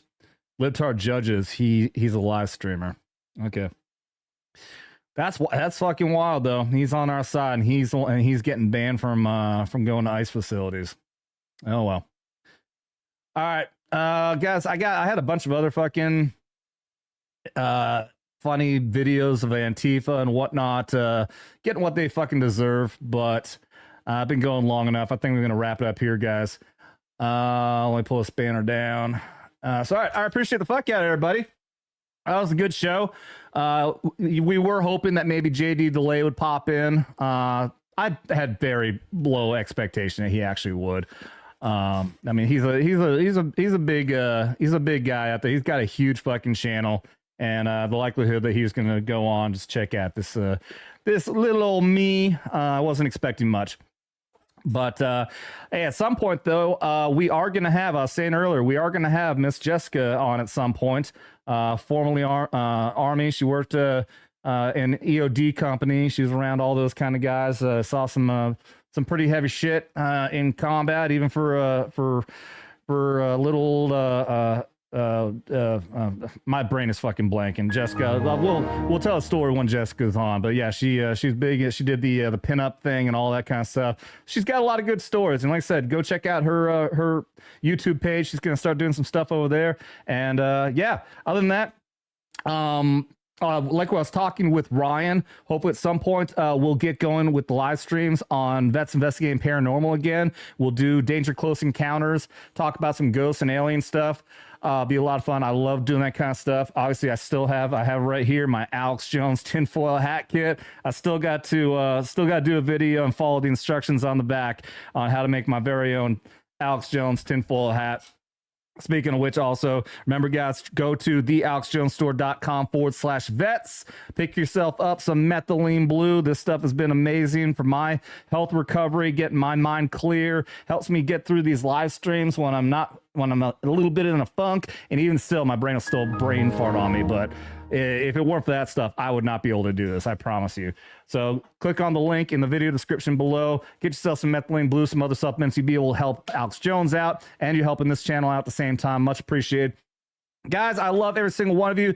Like I said, at the very least, I will get on Thursday. Check out Knife Hands on Thursday, 8 o'clock Eastern, and we'll try to see if we can do more of these Vets Talking Tuesdays. Maybe the the Wednesday show on Vets Investigating Paranormal, and whenever I can, maybe a daily show, maybe a nightly show. Just make sure you got the bell icon hit, and check me out at Vets Talkin, all social medias. Get notifications of everything going on. Appreciate the fuck out of every one of you. Thank you so much for the super chats, for everybody who dropped a super chat and a donation. Thank you so much for the chats, and thank you for all the lurkers in the background here on YouTube, Rumble, and on X. I love every single one of you. Appreciate the fuck out of all of you. Remember, if you're new here, double tap that like and subscribe. And also appreciate my moderators as well. I'm always bad about it. Thank you to the moderators. Thank you to Jessica out there for being a new moderator. Appreciate all of you guys. We have been getting a flurry of trolls been hitting me up a lot lately. So I appreciate the fuck out of the moderators. And again, retrack. Oh my God, I have to do that. It's very hard to reset everything for my outro, but don't tap that like and subscribe if you haven't already. Appreciate the fuck out of all of you. And remember, you can share this out there with everybody, because you don't got to be vet to be here. Just don't get butt hurt. You've been warned. Open those arms! Oh, God! Ah!